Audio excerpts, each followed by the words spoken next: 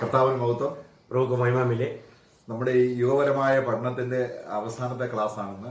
युगों का बारे में जो हम सिखलाई पा रहा था उसका आखिरी क्लास आज का है। നമ്മൾ കഴിഞ്ഞ ക്ലാസ്സില് റാപ്ചറിനെ കുറിച്ച് പഠിച്ചു.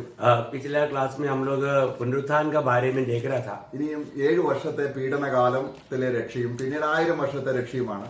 हमें 7 साल का महाक्लेश के दिनों का उद्धार, इसके बाद में 1000 साल में होने वाला उद्धार, उसका बारे में अभी हम देखने जा रहे हैं। അപ്പോൾ 1000 വർഷത്തെ കാര്യത്തെക്കുറിച്ച് നമുക്ക് സംശയമൊന്നുമില്ല, അത് കർത്താവ് നേരിട്ട് ഭരിക്കുന്നതാണ്. അപ്പം നമുക്കിവിടെ 7 വർഷത്തെ പീഡനകാലത്തെ രക്ഷയാണ് നമുക്ക് സംശയമുള്ളതാക്കുന്നത്. 1000 साल का राज्य के समय के बारे में अभी हमें कोई संदेह नहीं, परंतु जो महाक्लेश के दिनों का जो उद्धार है उसके बारे में बहुत लोगों को बहुत प्रकार का संदेह रहता है। ദൈവം പഴയ നമ്മൾ നേരത്തെ കണ്ടു, ദൈവം ആവർത്തന പുസ്തകത്തിൽ ഒരുപാട് അനുഗ്രഹങ്ങൾ യഹൂദിന് കൊടുക്കുന്നുണ്ട്. जब हमने पहले भी देखा था कि अनुवाद का किताब में या व्यवस्था विवरण में परमेश्वर ने यहूदियों को बहुत प्रकार का आशीष की वायदाएं किया था। യഹൂദിനോടുള്ള ബന്ധത്തിൽ പറയുകയാണ്, നിന്റെ കൃഷി അനുഗ്രഹിക്കപ്പെടും, നിന്റെ മുന്തിരിത്തോട്ടം അനുഗ്രഹിക്കപ്പെടും, നിന്റെ പശു പ്രസവിക്കുന്ന അനുഗ്രഹിക്കപ്പെടും, കൊട്ട അനുഗ്രഹിക്കപ്പെടും, നഗരത്തിൽ നിന്ന് പുറത്തു പോയാൽ അനുഗ്രഹിക്കപ്പെടും, അകത്തു പോകും. ഇതെല്ലാം അവരുടെ ജീവിതത്തിൽ ഇതുവരെ നിറവേറിയിട്ടില്ല. यहूदियों के संबंध में उनको ये वचन और वायदा दिया था कि तुम्हारा खेती में बहुत फसल होगा, तुम्हारा गाय भैंस वो बहुत बढ़ेगा, मतलब तुम्हारा ठोकरी भर जाएगा। बहुत प्रकार का जो दुनिया की आशीषें उनको वायदा किया था, ये सारे वायदा उनके जीवन में अभी तक पूरा नहीं हुआ। അപ്പൊ ദൈവം അത് വാഗ്ദത്തം ചെയ്തിട്ട് അത് നിവർത്തിച്ചില്ലെങ്കിൽ അത് അല്പം പ്രയാസമുള്ളതും ആയതുകൊണ്ട് ദൈവം അത് നിവർത്തിക്കാനായിട്ട് തന്റെ പുത്രനെ വീണ്ടും ഭൂമിയിൽ അയച്ച് ഭൂമിയെ വീണ്ടെടുത്ത് ഭൂമിയുടെ ഫലദായക ശക്തി യഹൂദന് കൊടുക്കും. प्रभु का कोई भी एक वचन भी अधूरा नहीं रह सकता, क्योंकि ये परमेश्वर का वचन है, वो पूर्ण करना परमेश्वर का ही जिम्मेवारी है। इसलिए प्रभु पिता परमेश्वर अपना पुत्र को ये दुनिया में भेजेगा और जैसा वचन दिया था वो वचन के अनुसार सारे बात यहूदियों के लिए प्रभु पूरा करेगा। അത് 1000 വർഷമാണ്. वो 1000 साल का राज्य के समय के समय में। എന്നാൽ ഈ സഭ എന്ന് പറയുന്ന ജാതികളുടെയും യഹൂദിനെയും ചേർന്നുള്ള ഈ രക്ഷ വളരെ രഹസ്യവും വളരെ മാർമികവുമാണ്. परंतु मंडली जो है, मंडली में कौन कौन है? जाति के लोग भी है, यहूदी लोग भी है। ये दोनों मिलकर के जो भी मंडली है, ये एक बड़ा भेद की बात है, एक बहुत बड़ा रहस्य की बात है। അപ്പൊ ആ സഭയോട് ചേർക്കപ്പെടുന്ന അവസാനത്തെ വ്യക്തി രക്ഷിക്കപ്പെട്ട് കഴിയുമ്പോൾ സഭയുടെ പ്രവൃത്തി അവിടെ അവസാനിക്കും. अभी जो मतलब मंडली के लिए नियुक्त आखिरी व्यक्ति जो है उसका भी उद्धार हो जाएगा, तो मंडली का कार्य वहां पर समाप्त हो जाएगा। അത് റോമലേഖനം 11 അധ്യായം 25 വാക്യത്തിൽ മർമ്മമായി പറയുകയാണ്. और वो रोमियों का पत्री उसका 11 अध्याय का 25 वचन में एक वेद रूप में कहता है, ഈ മർമ്മം നിങ്ങൾ അറിയാതിരിക്കരുത്. और ये वेद तुम ना जानते हुए नहीं जाना। ദൈവം എപ്പോഴാണ് യഹൂദിലേക്ക് തിരിയുന്നത്? प्रभु कब यहूदियों को मोड़ेगा? അത് സഭയുടെ അവസാനത്തെ വ്യക്തി രക്ഷിക്കപ്പെട്ട് കഴിഞ്ഞാൽ പിന്നെ യഹൂദിലേക്ക് തിരിയും. क्योंकि जो व्यक्ति, जो मंडली का जो आखिरी व्यक्ति जो है उसका भी उद्धार होने के बाद में परमेश्वर यहूदियों को वापस मुड़ेगा। സിസ്റ്റർ പടോ. ये भाइयों, कहीं से ऐसा न हो कि तुम अपने आप बुद्धिमान समझ लो। इसलिए मैं नहीं चाहता कि तुम इस भेद से अनजान रहो कि जब अन्य जाति पूरी रीति से प्रवेश न कर ले तब तक इस्राएल का एक भाग ऐसा ही कठोर रहेगा। അപ്പൊ അതുവരെ യഹൂദനിലേക്ക് ദൈവം തിരിയുന്നില്ല. मतलब यहूदियों की तरफ कब प्रभु मुड़ेगा? जब जातियों से पूर्ण संख्या पूरा आकर के मंडली में मिलेगा। इसके बाद നമുക്കിങ്ങനെ ഒരു ചിന്തയുണ്ട്, പല ദൈവദാസന്മാരും പഠിപ്പിക്കാറുണ്ട്, ഇസ്രായേൽ കർത്താവിനെ തള്ളിക്കളഞ്ഞതുകൊണ്ട് ഇനി ഇസ്രായേലിന് രക്ഷയില്ല, അവർക്ക് പകരം ജാതികളെ തെരഞ്ഞെടുത്തു, ഇനി ജാതിയാണ് ദൈവത്തിന്റെ രക്ഷാ പദ്ധതിയിലുള്ളത്, യഹൂദന് ഇനി രക്ഷയില്ല എന്ന രീതിയിൽ പഠിപ്പിക്കുന്നുണ്ട്. कई प्रभु के दास लोग अभी मतलब प्रभु को इसराइल ना स्वीकारने के कारण प्रभु ने उनको इनकारा, अभी सिर्फ जाति के लोगों के ही उद्धार है, इस रीति में बहुत से लोग सिखाते हैं। അങ്ങനല്ല.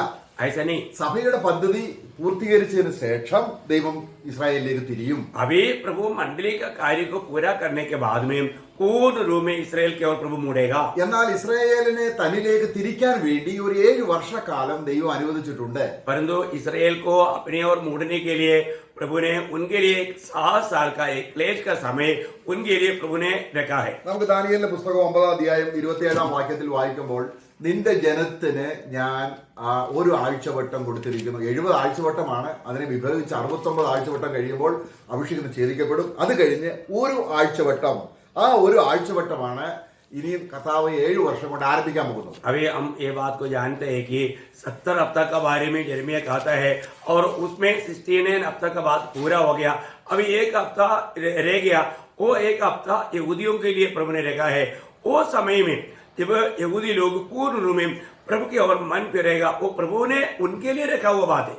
ഇനി നമുക്ക് അതിനോടുള്ള ബന്ധത്തിൽ നമുക്ക് 2 തെസ്സലോനിക്ക ലേഖനം और उसके संबंध में हम दूसरा തെസ്സലോനിക്കയോ 2 അധ്യായം उसका दूसरा अध्याय അതിന്റെ 3 മുതലുള്ള വാക്യത്തിൽ നമുക്ക് ചില വാക്യങ്ങൾ വായിക്കാം. उसका तीसरा वचन से कुछ वचनों को हम पढ़ेंगे. दूसरा തെസ്സലോനിക്കയോ दूसरा अध्याय उसका 3 से.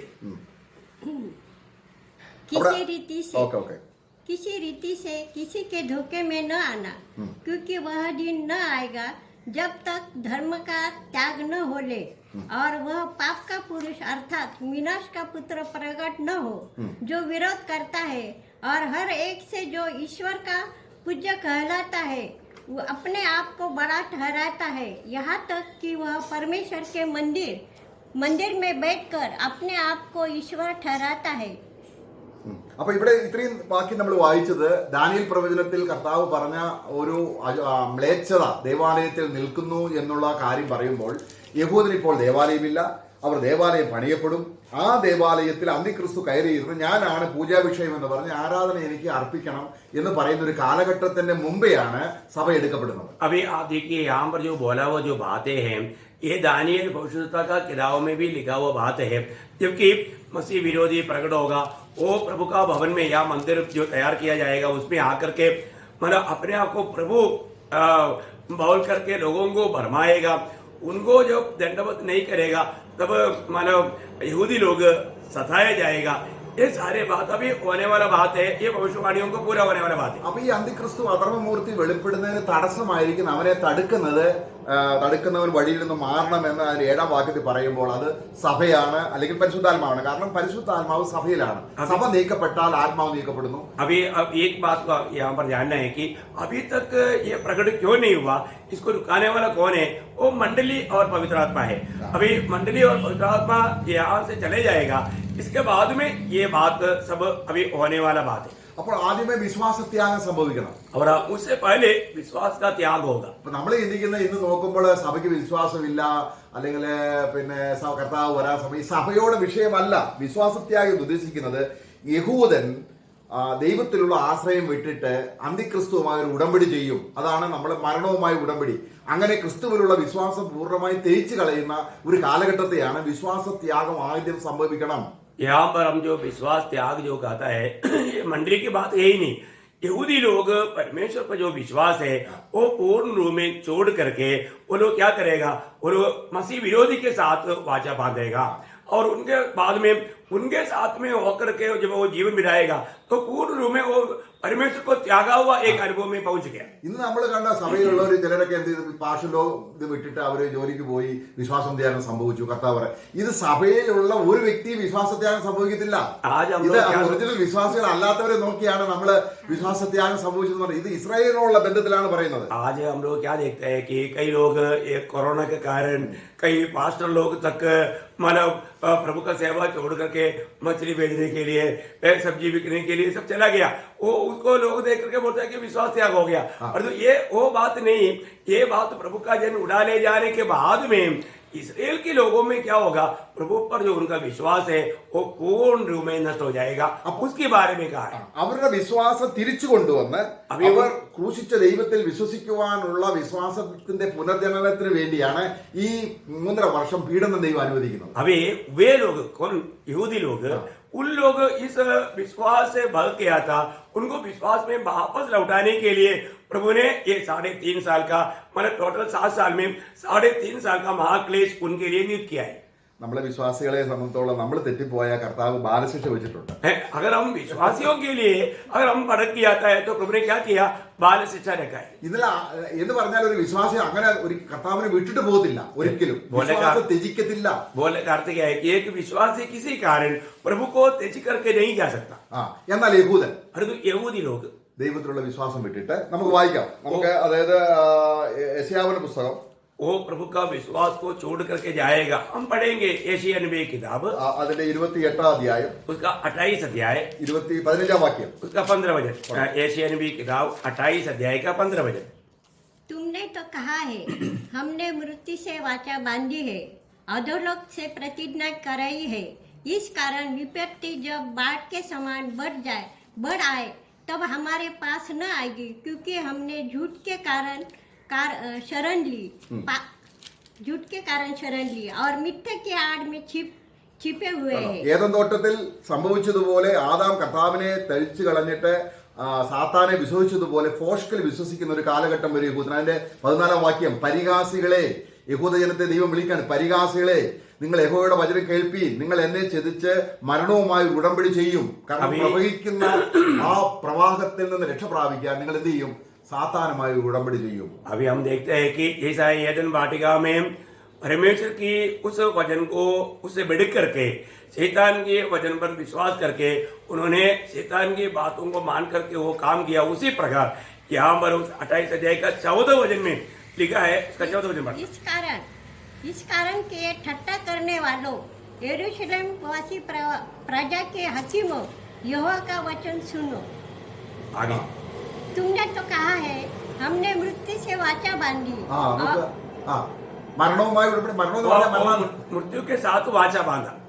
അതാണ് നമ്മൾ ദാനിയേൽ പുസ്തകത്തിൽ വായിക്കുന്നത്. वही बात को हम दानिയേൽ की किताब में भी पढ़ता है। അതിന്റെ 27-ാം വാക്യം, उसका 9 अध्याय का 27 वचन। 69 ആഴ്ചവട്ടം കഴിഞ്ഞ് ഒരു ആഴ്ചവട്ടം ശേഷിക്കുന്നതിന്റെ ഇടയ്ക്ക് സഭ രൂപീകരിക്കപ്പെട്ടതിന് ശേഷം അതിന്റെ 27-ാം വാക്യത്തിൽ വായിക്കുകയാണ്.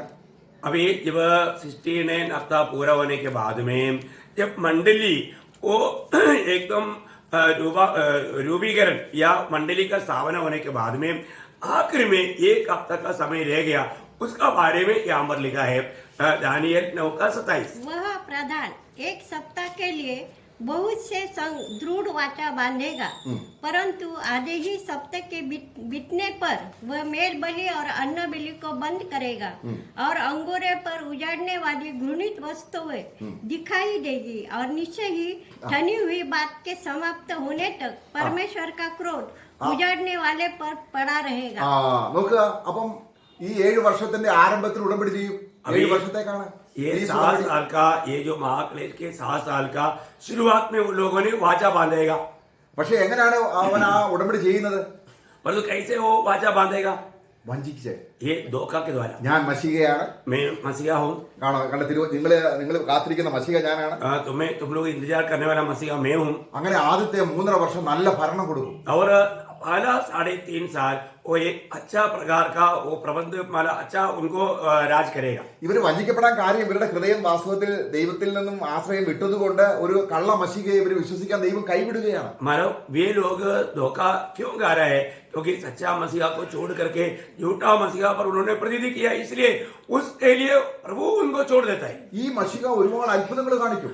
और ये मसीहा जो है बड़े बड़े चमत्कार भी करेंगे। കാരണം ഇവരെ വാസ്തവത്തിൽ ദൈവത്തെ സ്നേഹിക്കാത്തത് കൊണ്ട് ഇവരെ അങ്ങനെ വിശ്വസിക്കാൻ ദൈവം കൈവിടുകയാണ്. क्योंकि मतलब वे लोग सच्चा जीवित प्रभु को ना मानने के कारण प्रभु उनको अपने मतलब छोड़ देंगे। നമുക്ക് 2 തെസ്സലോനിക്ക നേരത്തെ വായിച്ച വാക്യത്തിലേക്ക് തിരിച്ചു വരാം. जब हम दूसरा തെസ്സലോനിക്യോं में जो हमने पहले पढ़ा था वो दूसरा अध्याय में हम वापस आए। അപ്പം വഴിയിൽ നിന്ന് അവന് തടുക്കുന്നവൻ മാറുമ്പോൾ വെളിപ്പെട്ട് വരും. जब और कार्य वाला जब हट जाएगा तब मसीह विरोधी प्रकट होगा। ഇതിന്റെ 9-ാം വാക്യം വായിച്ചേ. उसका 9 वचन 2 का 9। उस अधर्मी का आना शैतान के कार्य के अनुसार सब प्रकार की झूठी सामर्थ्य और चिन्ह और अद्भुत काम के साथ और नाश होने के लिए अधर्म के सब प्रकार के धोखे के साथ होगा, क्योंकि उन्होंने सत्य से प्रेम नहीं किया जिसका उनका उद्धार होता। സത്യത്തെ വിശ്വസിക്കാതെ അനീതിയിൽ രസിക്കേണ്ടതിന് ദൈവം അവർക്ക് ന്യായവിധി വരെയും ദൈവം അവർക്ക് ഫോഷ്ക്ക് വിശ്വസിക്കുമാറ് याजത്തിന്റെ വ്യാപാര ശക്തി അയച്ചു. एक मानो उनको उदार जो होना चाहिए था वो सत्य वचन को ना स्वीकारने के कारण वो उनको झूठ विश्वास करने के लिए वो झूठ की आत्मा का अधीन कर दिया। എന്നാൽ ഈ അന്തിക്രിസ്തു വെളിപ്പെടുത്തുന്ന ഇപ്പോഴേ അന്തിക്രിസ്തുക്കളുണ്ട്. അത് വേറെ നമ്മൾ 1 യോഹന്നാൻ ലേഖനത്തിൽ വായിക്കുന്നുണ്ട്. अभी हम लोग अभी भी आंटिक्रिस्ट है मसीह विरोधी है करके पहले यूहन्ना दूसरा अध्याय का 18 वचन में पढ़ता है। അത് നമ്മൾ അത്ഭുതം അടയാളം കാണിച്ച് ഒരുപാട് കാര്യങ്ങൾ ചെയ്യുന്നു. അതിനെക്കുറിച്ചല്ല ഇവിടെ പറയുന്നത്. अभी भी ऐसा ऐसा बहुत चिन्ह चमत्कार करते हैं, हम उसके बारे में अभी यहाँ पर नहीं बोल रहा। അധർമ്മമൂർത്തി വെളിപ്പെട്ട് വരുമ്പോൾ ഈ അന്തിക്രിസ്തു ആദ്യത്തെ 3.5 വർഷം അത്ഭുതവും അടയാളവും ആകർഷവും തീ ഇറക്കും. ഇത് യഹൂദന്മാർ വിശ്വസിക്കും, അവർ ചിന്തിക്കും ഇതാണ് സാക്ഷാൽ മശിഹ. मसीह विरोधी जब प्रकट होकर के वो क्या करेगा, बहुत चिन्ह चमत्कार करेगा, तब क्या होगा, यहूदी लोग विश्वास करेगा, हमने आशा की और मसीह यही है करके वो लोग धोखा खा करके विश्वास करेगा। അപ്പോൾ അവരെന്ത് ചെയ്യും? ഈ സമാധാന ഉടമ്പടിയിൽ ആദ്യത്തെ 3.5 വർഷം കഴിയുമ്പോൾ നിയമം കഠിനമാക്കും. इसके बाद अभी वो मसीह विरोधी क्या करेगा, पहला 3.5 साल के बाद में वो नियमों को और कठोर करेगा. അത് എപ്പോഴാണ്? वो कब है? ഇവൻ ആലയത്തിൽ ഇരുന്ന്, ദൈവാലയത്തിൽ ഇരുന്ന്, और वो मसीह विरोधी मंदिर में बैठ करके ഞാനാണ് ദൈവം. ഇവിടെ അതിന്റെ 2 തെസ്സലോനിക്കർ 2-ാം അധ്യായത്തിന്റെ 4 വാക്യങ്ങൾ വായിക്കുമ്പോഴുണ്ട്, ദൈവമെന്നോ പൂജാവിഷയമെന്നോ പേരുള്ള സകലത്തിന്മേൽ തന്നെത്താൻ ഉയർത്തുന്ന എതിരാളി അത്രേ. अभी उस दूसरा तेसलोनिकियों दूसरा अध्याय का 4 वचन से जब हम पढ़ता है, दूसरा तेसलोनिकियों दूसरा अध्याय का 4 वचन, അപ്പോഴാണ് നമ്മൾ യഹൂദന്മാർ മനസ്സിലാക്കുന്നത്, അയ്യോ ഇവൻ കള്ളമശികയാണ്. वो अपने आप को ईश्वर कहलाते हुए अपने आप को ऊंचा करेगा, तब यहूदी लोग समझेगा अरे झूठा मसीहा है. അപ്പൊ 666 നമ്പർ അന്നേരമല്ല, നേരത്തെ ഉണ്ട്. അത് സ്വീകരിക്കേണ്ടവർക്ക് സ്വീകരിക്കേണ്ടത് എന്നുള്ളത്. എന്നാൽ ഈ 666 നമ്പറിന്റെ ആ സ്വീകരണം യഹൂദിന് നിർബന്ധമാക്കും. अभी ये मसीह विरोधी उसको मतलब वो लोग नहीं मानते है, देखेगा तो क्या होगा, उससे पहले ही 666 ये संख्या का मतलब मोहर लगाना शुरू है. परंतु उस समय में वो 3.5 साल के बाद में मसीह विरोधी क्या करेगा, यहूदियों के लिए ये बहुत जबरदस्त करेगा, क्योंकि ये लेते बिना लेन देन नहीं हो सकता, ऐसा करेगा. അപ്പോൾ യഹൂദർ ഓടിപ്പോക്കുണ്ട്. उस समय में यहूदी लोग भागना शुरू करेगा. അതാണ് മത്തായിയുടെ സുവിശേഷത്തിൽ കർത്താവ് പറയുന്നത്. वो बात को मत्ती के सुसमाचार में हम लोग देखते हैं. ദാനിയേൽ പുസ്തകത്തിൽ പറയുന്ന ശൂന്യമാക്കുന്ന നിളച്ച നിലനിൽക്കുമെന്ന് നിങ്ങൾ അറിഞ്ഞുകൊള്ളണം. ദാനിയേലിന്റെ പുസ്തകം മത്തായിയുടെ 24-ാം അധ്യായം 15 മുതൽ. ഇപ്പോൾ നമ്മൾ നേരത്തെ വായിച്ച ആ ഭാഗം തന്നെയാണ്. जब हमने अभी भी देखा था जो मत्ती की सुसमाचार 24 अध्याय का 15 वचन से जो दानियेल में कहा हुआ उस बात को लेकर के जो मतलब म्लेच्छता का वो मूर्ति वहां पर पवित्र स्थान में जब खड़ा है, तब तुम लोग समझ लेना ये बात का चेतावनी वहां पर दिया है. അപ്പോൾ ചിന്തിച്ചു കൊള്ളണം. उस समय में आप लोग ये बात को ध्यान देना या सोचना, നിനക്കൊരു ഓടിപ്പോക്കണം. आपके लिए एक भागने का समय आ गया. ഇത് സഭ ഓടിപ്പോകുന്ന കാര്യമല്ല. ये प्रियो ये मंडली का भागने का कोई बात नहीं, मंडली पूरी नहीं है.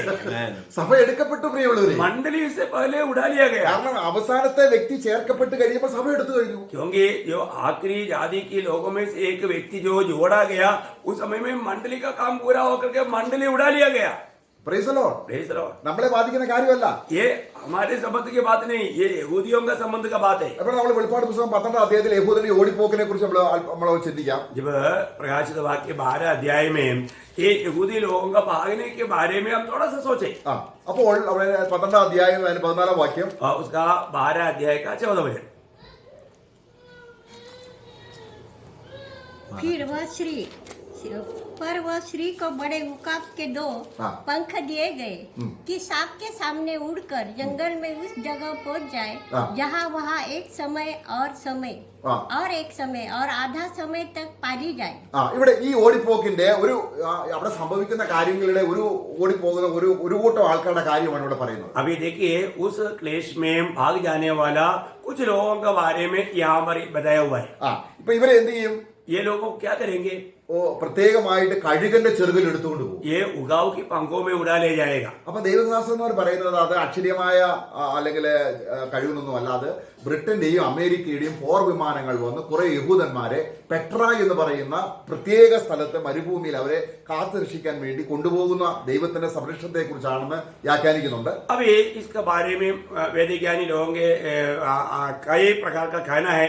कुछ लोग कहते हैं कि उस समय में ब्रिटेन और अमेरिका का जहाज आकर के इनमें से लोगों को पेट्रा बोल करके वो एकदम मतलब जंगल के इलाका में लेकर जा करके उनको वहां पर रखेगा, ऐसा कहता है. അപ്പോൾ അവിടെ എത്ര വർഷം എന്നാണ് പറയുന്നത്? वहां पर कितना समय बताया? ഒരു കാലം, एक समय, ഇരിക്കാലം, और 2 समय, അരക്കാലം, और आधा समय. എന്ന് പറയുമ്പോൾ എത്രയാണ്? इसका मतलब टोटल जोड़ कर कितना है? 42 മാസം. 42 मंथ या 42 महीना या 3.5 साल. അതാണ് നമ്മൾ വെളിപ്പാട് പുസ്തകം 11 അധ്യായത്തിന്റെ 2 വാക്യം വായിക്കുന്നത്. 42 മാസം ജാതികൾ യെരൂശലേം ചവിട്ടും. वही बात को हमने प्रकाशित वाक्य 11 का 2 में हमने देखा था कि 42 महीना जाति के लोग यरूशलेम को लदाड़ेगा. കാരണം ഈ ജാതികൾക്ക് 666 നമ്പർ കമ്പൽസറി അല്ല. അല്ലെങ്കിൽ ഒരു ജാതിയെ വിളിച്ചിട്ട് ഒരു ഹിന്ദു ആളെ വിളിച്ചിട്ട് നീ 666 നമ്പർ സ്വീകരിച്ചോ ഇല്ലെങ്കിൽ കൊന്നുകളയും, അങ്ങനെ ഒരു വിഷയം ഉണ്ടാകുന്നില്ല. जाति के लोगों के लिए ये 666 का नंबर वो एकदम इतना जबरदस्ती नहीं है. अगर तुम नहीं लेगा तो तुमको खत्म करेगा, ऐसे कोई बात नहीं. നമ്മളോടുള്ള ജാതികളോടുള്ള സാത്താൻ ഇടപാട് നിന്റെ സ്വത്ത് സംരക്ഷിക്കപ്പെടണോ, നിന്റെ ആരോഗ്യം നിനക്ക് വേണോ, നിനക്ക് ഈ നമ്പർ സ്വീകരിച്ചാൽ മതി. കൊല്ലുന്ന കാര്യം ജാതിക്കില്ല. परंतु अभी अगर आपका संबंधी की सुरक्षा के लिए, आपका लेन देन की सुरक्षा के लिए चाहिए तो ये लेना, परंतु उनके लिए एक जबरदस्ती बात यहाँ पर नहीं. അപ്പൊ ഈ 666 നമ്പർ എല്ലാവരുടെ മേലും എല്ലാ യഹൂദന്റെ മേലും പതിക്കാനായിട്ട് തുടങ്ങുമ്പോൾ പതിക്കാത്തവരെ എന്ത് ചെയ്യും? കൊന്നുകളയും. अभी यहूदियों के संबंध में बोलेगा तो उनमें से जो लोग ये 666 नंबर नहीं लेगा वो लोगों को आदि या मसीह विरोधी उनको खत्म करेगा. അപ്പോൾ ഈ അന്തിക്രിസ്തുവിന്റെ പട വന്ന് ഇസ്രായേലിനെ നശിപ്പിക്കാതിരിക്കാൻ വേണ്ടിയാണ് ഇവർ ഉടമ്പടി ചെയ്യുന്നത്. വഞ്ചിക്കപ്പെടുകയാണ്. अभी मसीह के विरोधी की सेना आकर के उनको खत्म ना करने के लिए वो मसीह विरोधी के साथ वाचा बांधता है. എന്നാൽ അവിടെ എന്താ സംഭവിക്കുന്നത്? परंतु वहां पर क्या होता? ദൈവം അവർ ആ നിയമം ലംഘിക്കും. परंतु वो मसीह विरोधी वो व्यवस्था को तोड़ देगा. എന്നിട്ട് അവൻ എന്ത് ചെയ്യും? और उसके बाद वो क्या करेगा? നമ്മൾ വെളിപ്പാട് സക്കറിയ പ്രവചനം 14 അധ്യായം जब जकरिया नबी की किताब उसका 14 अध्याय അതിന്റെ 1-2 വാക്യങ്ങൾ വായിക്കുമ്പോൾ उसका 1-2 वचन जब पढ़ता है, അവർ നിന്റെ നടുവിൽ വെച്ച് നിന്റെ കൊള്ള വിഹിപ്പാനുള്ള യഹോവയുടെ ദിവസം വരുന്നു.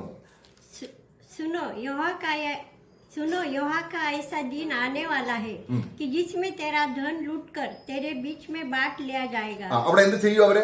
उन लोग वहां पर क्या करेंगे? धन लूट करके उसको बांट देगा. മനസ്സിലായില്ലേ? അപ്പൊ ഇവിടെ വെച്ച് നമ്മള് ഒരു വാക്യം നമുക്ക് ഇവിടെ വരുന്നതിന് മുമ്പ് നമ്മൾ വെളിപ്പാട് പുസ്തകം 13 അധ്യായത്തിൽ വായിക്കാം. हम यहाँ पर वापस आने से पहले प्रकाशित वाक्य 13 अध्याय से एक वचन पढ़ेंगे. അവിടെ നമ്മൾ അതിന്റെ 13 അധ്യായത്തിന്റെ 10 വാക്യം, 13 अध्याय का 10 वचन. जिसको कैद में पड़ना है वो कैद में पड़ेगा, जो तलवार में मरेगा. ചിലരെ എന്ത് ചെയ്യും? और ये वहां पर कुछ लोगों को क्या करेगा? അടിമകളായി പിടിച്ചോണ്ട് പോകും. उनको गुलाम बना करके पकड़ के ले जाएगा. അതാണ് ഇവിടെ വായിച്ചത് 12 ഇവിടെ വന്നല്ലേ. वहां पर वही बात को हमने यहाँ पर जो पढ़ा था. നഗരത്തിന്റെ പാതി പ്രവാസത്തിലേക്ക് പോകും. उस नगर की आदि वो प्रवासी होकर के गुलामी में जाएगा. ജനത്തിൽ ശേഷിപ്പുള്ളവരോ നഗരത്തിൽ ഛേദിക്കപ്പെടും. और जो बाकी नगर में रह गया वो लोगों को सिर काटा जाएगा. അപ്പോൾ തന്നെ उसी समय में ഈ അടിമകളായി പിടിക്കപ്പെടാതെയും തല ഛേദിക്കപ്പെടാതെയും ഇരിക്കുന്ന ഒരു കൂട്ടം ജനം ഓടിപ്പോകും.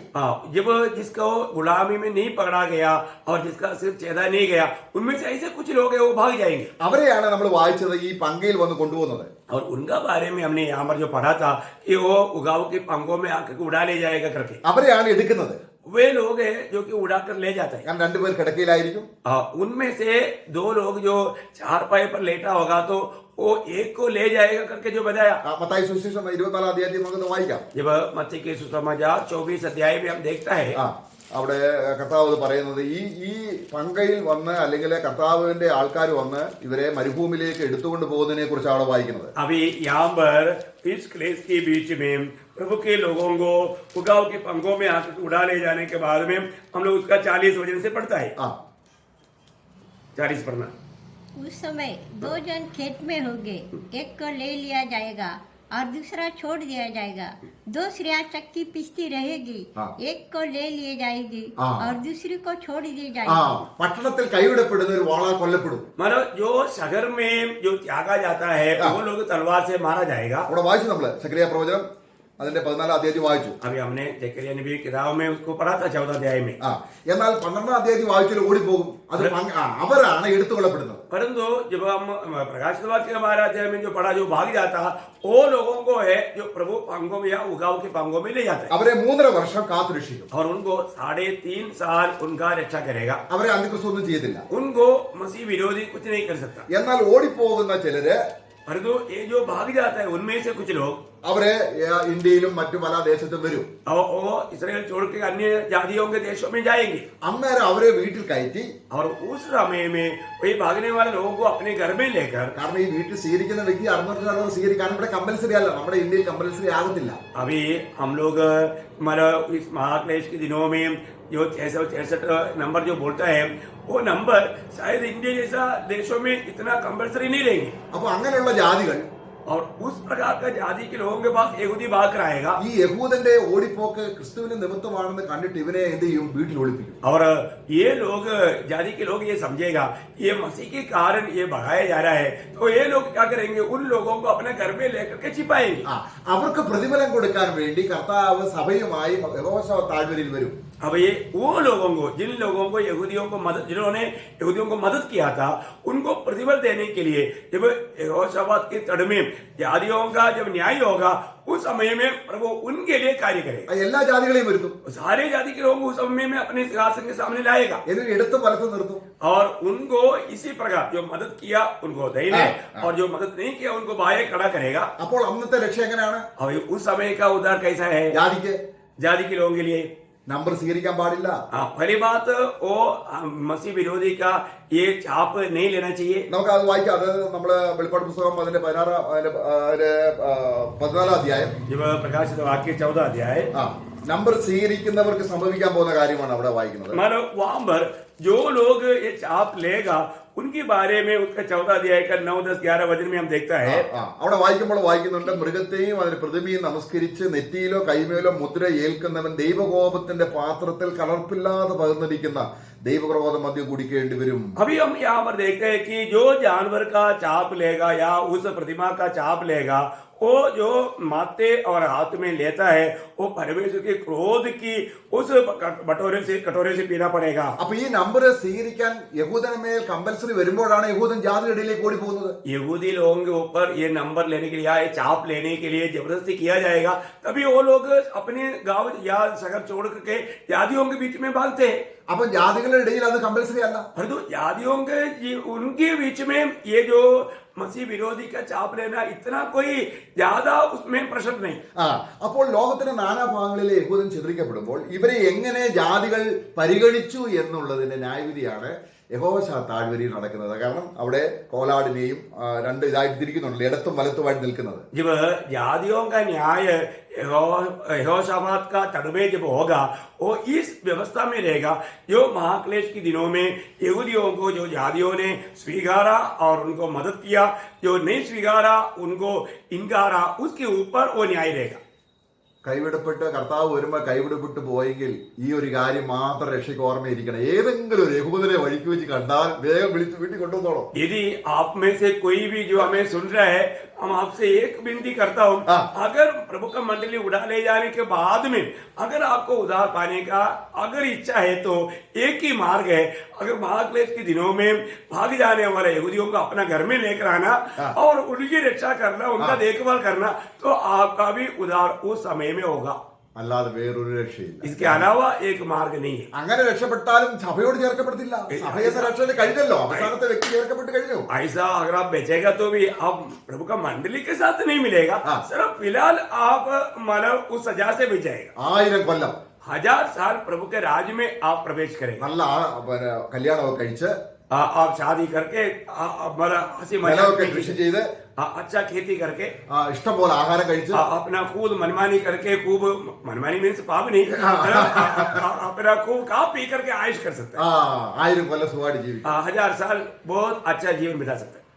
സഭ എന്നുള്ള അനുഗ്രഹത്തിൽ വരുത്തില്ല. प्रियो मंडली ये जो बात में वो व्यक्ति नहीं आएगा. അപ്പോൾ ഈ പീഡനം അനുഭവിക്കുന്നത് എന്തിനാണ്? अभी ये यहूदी लोग ये कष्ट क्यों सह रहा है? ഈ പീഡനത്തിൽ इस कष्ट में അവര് കർത്താവിനെ അന്വേഷിക്കും. वे लोग प्रभु को ढूंढेगा. നമ്മുടെ സെക്രട്ടറി പ്രവചനം വായിക്കുമ്പോൾ നമ്മൾ ആ വാക്യങ്ങൾ എടുക്കുന്നില്ല, കാരണം അവർ കുത്തിയവങ്കിലേക്ക് നോക്കും. क्योंकि हम देखते हैं कि उनके बारे में ज़करिया नबी में लिखा है कि जो जिसको वो भेदा था उसके और देखेगा. അന്ന് സകല ജലത്തിന്മേലും ദൈവം ആത്മാവിനെ പകരും. और उन दिनों में प्रभु हरेक लोगों में प्रभु के आत्मा उंडे रहेगा. യഹൂദന്റെ മേൽ और मन बोलने का मतलब यहूदियों के बीच മനം തിരിയാൻ मन फिरने के लिए അവർ കരയും. ये लोग रोएगा, അയ്യോ ഞങ്ങളുടെ പിതാക്കന്മാരാണ് ഞങ്ങളുടെ കർത്താവിനെ കൊന്നത്. वो लोग बोलेगा कि हमारा पुरखों ने हमारा मसीहा को, वायदा का मसीहा को मार डाला, ഈ കർത്താവാണ് ഞങ്ങളെ രക്ഷിക്കുന്നത്. यही मसीहा हमारा उद्धार करता है. ഇങ്ങനെ അവർ നിലവിളിക്കുമ്പോൾ इस प्रकार वो लोग जब चिल्लाएंगे, रोएंगे, നമ്മുടെ കർത്താവ് और उस समय में हमारा प्रभु നേരത്തെ സ്വർഗ്ഗം എടുക്കപ്പെട്ട സഭയുമായിട്ട് വരികയാണ്. जो पहले प्रभु का मंडली को उड़ा लिया गया था, वो मंडली के साथ प्रभु बादलों में आएंगे. അതാണ് നമ്മൾ വെളിപ്പാട് പുസ്തകം 19 അധ്യായത്തിൽ നമ്മൾ വായിക്കുന്നത്. और वही बात को हम प्रकाशित वाक्य 19 अध्याय में पढ़ता है. അപ്പോൾ അവിടെ നമ്മൾ ആ ഭാഗത്തേക്ക് പിന്നെ വരും. अभी हम उस भाग में बाद में आएंगे. ഇവിടെ അപ്പോൾ രക്ഷ എങ്ങനെയാണ്? अभी यहाँ पर उद्धार कैसा है? നമ്മള് യഹൂദരുടെ രക്ഷ നമുക്ക് നോക്കാം. നമ്മൾ ജാതിയുടെ രക്ഷ കണ്ടു. अभी हमने जातियों का उद्धार के बारे में अभी देखा. अभी यहूदियों का उद्धार कैसे रहेगा, ये बात को हम देखेंगे. നമ്മള് കൈവിടപ്പെട്ട് പോയാൽ വേദപുസ്തകം വായിച്ചതുകൊണ്ടോ യേശുവിനെ രക്ഷിതാവായി സ്വീകരിച്ചുകൊണ്ട് രക്ഷയില്ല, അതൊക്കെ ഇപ്പോഴത്തെ സമയമാണ്. प्रयोग जाति के लोगों के लिए मतलब इस मंडली उड़ा ले जाने के बाद में बाइबल पढ़ने से या प्रभु यीशु का नाम लेने से उनका उद्धार नहीं होगा, ये बात अभी आपको स्पष्ट किया. ഇനി ഇത് യഹൂദന് കൊടുക്കുകയാണ്.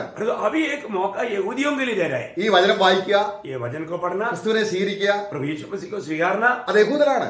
ये यहूदियों के लिए. നമുക്ക് നോക്കാം റെവലേഷൻ അതിന്റെ 14-12. प्रकाशित वाक्य उसकी 14 अध्याय का 12 वचन. पवित्र लोग का धीरज इसी में है जो परमेश्वर की आज्ञा को मानते और यीशु पर विश्वास रखते हैं. ഇത് നമ്മൾ ചിന്തിക്കുന്ന സഭയാണ്. ये कई बार कई लोग क्या सोचते हैं कि ये मंडली के बारे में लिखा है करके. ഇല്ല, ഇത് സഭ വിശ്വസിച്ച് കഴിഞ്ഞവരാണ്. प्रियो, ये मंडली की बात नहीं है, तो मंडली पहले से विश्वास करके मंडली प्रभु के साथ है. നമ്മൾ റെവലേഷൻ 3 അധ്യായം അതിന്റെ 10 വാക്യത്തിൽ വായിക്കും, നീ എന്റെ വിശ്വാസത്തിന്റെ വചനം എന്റെ സഹിഷ്ണു എന്റെ വചനം കാത്തത് കൊണ്ട് ഞാൻ നിന്നെ എടുക്കും. അവരെടുത്ത് പോയി. प्रियो, हम लोग प्रकाशित वाक्य 3 अध्याय का 10 वचन में पढ़ता है कि तूने मेरी धीरज के वचन को थामा है, इसलिए मैं भी तुम्हें थामूंगा. बोलने का मतलब वो लोग महाक्लेश से पहले उड़ा लिया गया. ഇവിടെ മഹോദ്രവത്തിൽ परंतु ये महाक्लेश के दिनों में യഹൂദന് മാത്രമുള്ള രക്ഷയിൽ ये यहूदियों के लिए सिर्फ जो उद्धार की बात है वो बात पर 666 നമ്പർ സ്വീകരിക്കാതെ जो मसीह विरोधी का 666 नंबर ना स्वीकारते हुए ദൈവകൽപ്പനയും യേശുക്രിസ്തുവിലുള്ള വിശ്വാസവും കാത്തുകൊള്ളുന്ന വിശുദ്ധന്മാർക്ക് രക്ഷയുണ്ട്. प्रभु की आज्ञा और यीशु मसीह पर विश्वास करने वाला यहूदियों को उस समय में उद्धार है. പക്ഷെ അങ്ങനെയുള്ള പട്ടണത്തിലുള്ള പലരെയും പ്രത്യേകിച്ച് 2 സാക്ഷികളെ ഇവർ കൊല്ലും.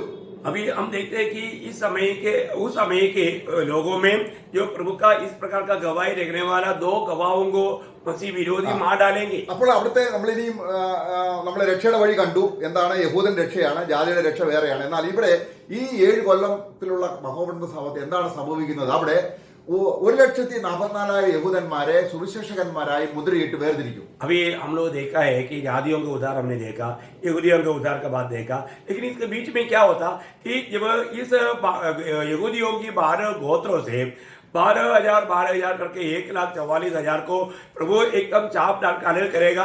इसलिए उनको राज्य की समाचार सुनाने के लिए അപ്പൊ നമുക്ക് വേണമെങ്കിൽ അത് വായിക്കാം. हम लोग उसको पढ़ेंगे. വെളിപ്പാട് പുസ്തകം 7:4 उसका प्रकाशित वाक्य उसका 7 अध्याय का 4 वचन. जिस पर मोहर दी गई मैंने उनकी गिनती सुनी, अर्थात इसराइल की संतानों के सब गोत्रों में से 1,44,000 पर मोहर दी गई.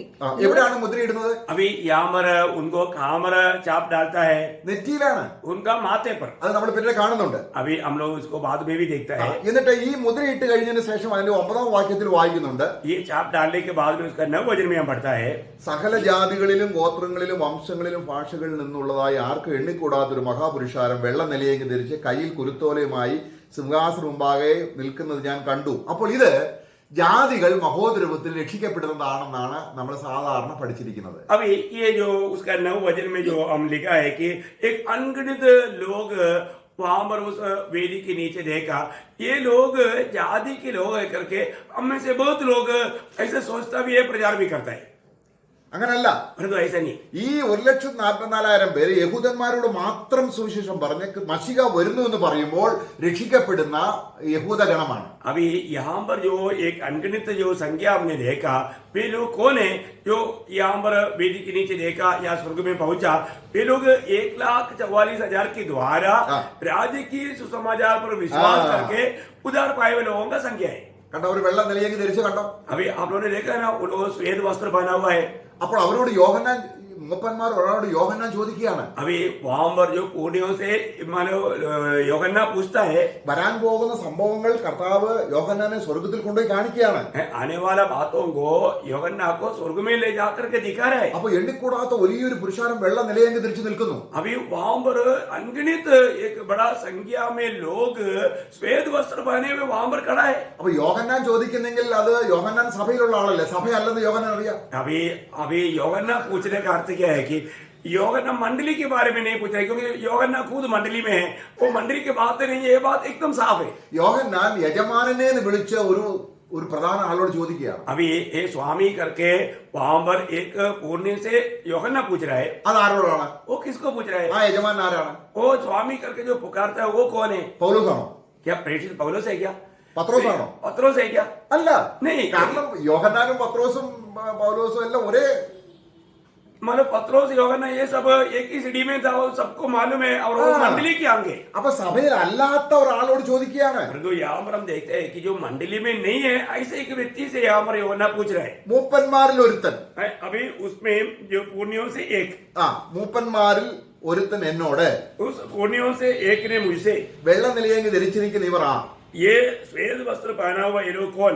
ആ ഈ വെള്ള നിലയ്ക്കാണ് നമ്മൾ നേരത്തെ കണ്ടത്, 7-ാം അധ്യായത്തിന്റെ 9-ാം വാക്യം നമ്മൾ കണ്ടത്. अभी हमने 7 अध्याय के 9 वचन में ये मतलब श्वेत वस्त्र पहना हुआ लोगों के बारे में हमने देखा. അവർ എവിടെ നിന്ന് വന്നു? वे लोग कहाँ से आया? അപ്പൊ ഉടനെ ഈ മൂപ്പൻ ചോദിക്കുമ്പോ യോഹന്നാൻ ചോദിക്കുകയാണ്, ये 14-ാം വാക്യം, योगन्ना उस पुण्य से पूछता है, राजन से पूछता है, യജമാനൻ അറിയുന്നല്ലോ. स्वामी आप जानते हैं ना ആ യജമാനൻ ആരാണ് നമ്മൾ നേരത്തെ ചോദിച്ചത്. वो स्वामी कौन है करके हमने पहले पूछा. അപ്പം ഇത് സഭയിൽപ്പെടാത്ത സ്വർഗത്തിലെ അധികാരമുള്ള ഏതോ ഒരു വലിയ ദൂതനാണ്. मतलब ये मंडली का कोई सदस्य नहीं, वो स्वर्ग में दूधों में कोई अधिकार पाया हुआ एक दूध होंगे. അപ്പോൾ അദ്ദേഹം പറയുകയാണ്, अभी वो कहता है, അവൻ എന്നോട് പറഞ്ഞത്, वो मुझसे कहा ഇവർ മഹാകഷ്ടത്തിൽ നിന്ന് വരുന്നവർ. ये लोग महाक्लेश में से होकर के आया. അപ്പൊ ആർക്കാണ് മഹാകഷ്ടം? अभी महाक्लेश किसको है? നമ്മൾ യിരെമ്യാവിന്റെ പുസ്തകം 30-ാം അധ്യായത്തിൽ വായിക്കുന്നു, നിന്റെ ജനത്തിന് അല്ലെങ്കിൽ ഒരാഴ്ച വട്ടത്തിൽ എന്ത് ചെയ്യുന്നു? നമ്മൾ യിരെമ്യാവിന്റെ പുസ്തകം 30-ാം അധ്യായം, जब हमने यिर्मयाह नबी की किताब 30 अध्याय में देखा था कि मतलब याकूब के लिए एक महाक्लेश का दिन के बारे में, नियुक्ति के बारे में हमने वहां पर पढ़ा. അവിടെ ഇസ്രയേലിന് ഒരു മഹാകഷ്ടമുണ്ടെന്നും അത് കർത്താവ് അത് പറയുമ്പോൾ ഇതുവരെ ലോകാരംഭം മുതൽ ഇതുവരെ ഉള്ളവനെ അതൊന്ന് വായിക്കാം. 30-6-7. हाँ, जब यिर्मयाह नबी की किताब उसका 30 अध्याय का 6-7 वचन में हमने वो बात को देखा था कि मतलब ये दुनिया में ऐसा कभी क्लेश हुआ नहीं. वो बात मत्ती 24 का 21 में भी हम देखते हैं, यीशु मसीह ने उठाकर कहा. वो बात अगर आप चाहे तो पढ़ेंगे 30 अध्याय का 6-7. पूछो तो भला और देखो, क्या है पुरुष को भी कहीं जनने की पीड़ा उठती है? फिर क्या कारण है कि सब पुरुष जच्चा के समान अपनी कमर में अपने हाथों से दबाए हुए दिखाई पड़ते हैं, क्योंकि सबके मुंह पीले पड़ गए हैं. हाय हाय, वह दिन क्या ही भारी होगा, उसके समान और कोई दिन नहीं. वह याकूब के संकट का समय होगा. അതാണ് ഇവിടെ നമ്മൾ വായിച്ചത്. अभी ये जो वहां पर बोलते हैं कि याकूब का संकट का समय है करके जो बताया, कोई बात को हमने मतलब अभी प्रकाश वाक्य में पढ़ा. അവർ മഹാകഷ്ടത്തിൽ നിന്ന് വന്നവർ. वे लोग महाक्लेश में से होकर के आया. യഹൂദിന് വേണ്ടി മാത്രമുള്ള കഷ്ടതയാണ്. ये सिर्फ यहूदियों के लिए जो दिया हुआ क्लेश है, പക്ഷെ കഷ്ടത കൊണ്ട് അവർ രക്ഷപ്പെടാൻ ആവശ്യമില്ല. परंतु वो इस कष्ट में से होकर के गुजरता नहीं. അവർ കർത്താവിനെ വിശ്വസിക്കാൻ മനം തിരിയാൻ വേണ്ടി കഷ്ടത ഉപയോഗിക്കുകയാണ്. ये कष्ट एक्चुअली किस लिए उनको दिया? वो लोग अपने पाप से मन पर करके मसीहा की ओर मुड़ने के लिए कष्ट दिया.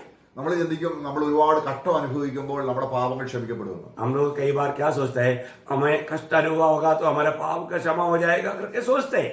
ഇല്ല, മഹോദരവത്തിലെ കഷ്ടത്തിൽ കൂടെ പോയാൽ പോലും പാപക്ഷമ കിട്ടത്തില്ല. प्रियो, महाक्लेश के दिनों में उस महाकष्ट में होकर गुजरेगा तो भी पाप क्षमा नहीं मिलेगा. നോക്ക, ഇവർ ഇത്രയും കഷ്ടത്തിലൂടെ പോയെങ്കിലും अभी वो लोग इतना भयंकर क्लेश में होकर गुजरा तो भी കുഞ്ഞാണ്ട് രക്തത്താൽ वे लोग मेमने की लहू के द्वारा തങ്ങളുടെ അങ്കി അലക്കി വെളുപ്പിച്ചിരിക്കുന്നു. अपने वस्त्र को धोकर शुद्ध किया है. നോക്കുക, ഇവരാണ് കുഞ്ഞാണ്ട് ഇവിടെ നമ്മൾ ഈ സിംഹാസനം, ഇവരെ ഇത് തന്നെയാണ് ഇവിടെ നമ്മൾ വായിക്കുന്നത്, ഈ മഹാപുരുഷാരം. ये बात को हम लोग एक महाभीड़ के रूप में यहाँ पर पढ़ा. അപ്പോൾ 1,44,000 പേര് മുദ്രയിട്ട് അവർ പറയുന്ന കുഞ്ഞാടിന്റെ വരവിനെ, രാജ്യത്തിന്റെ വചനം പറയുമ്പോൾ ഒരുപാട് പേര് രക്ഷിക്കപ്പെടും.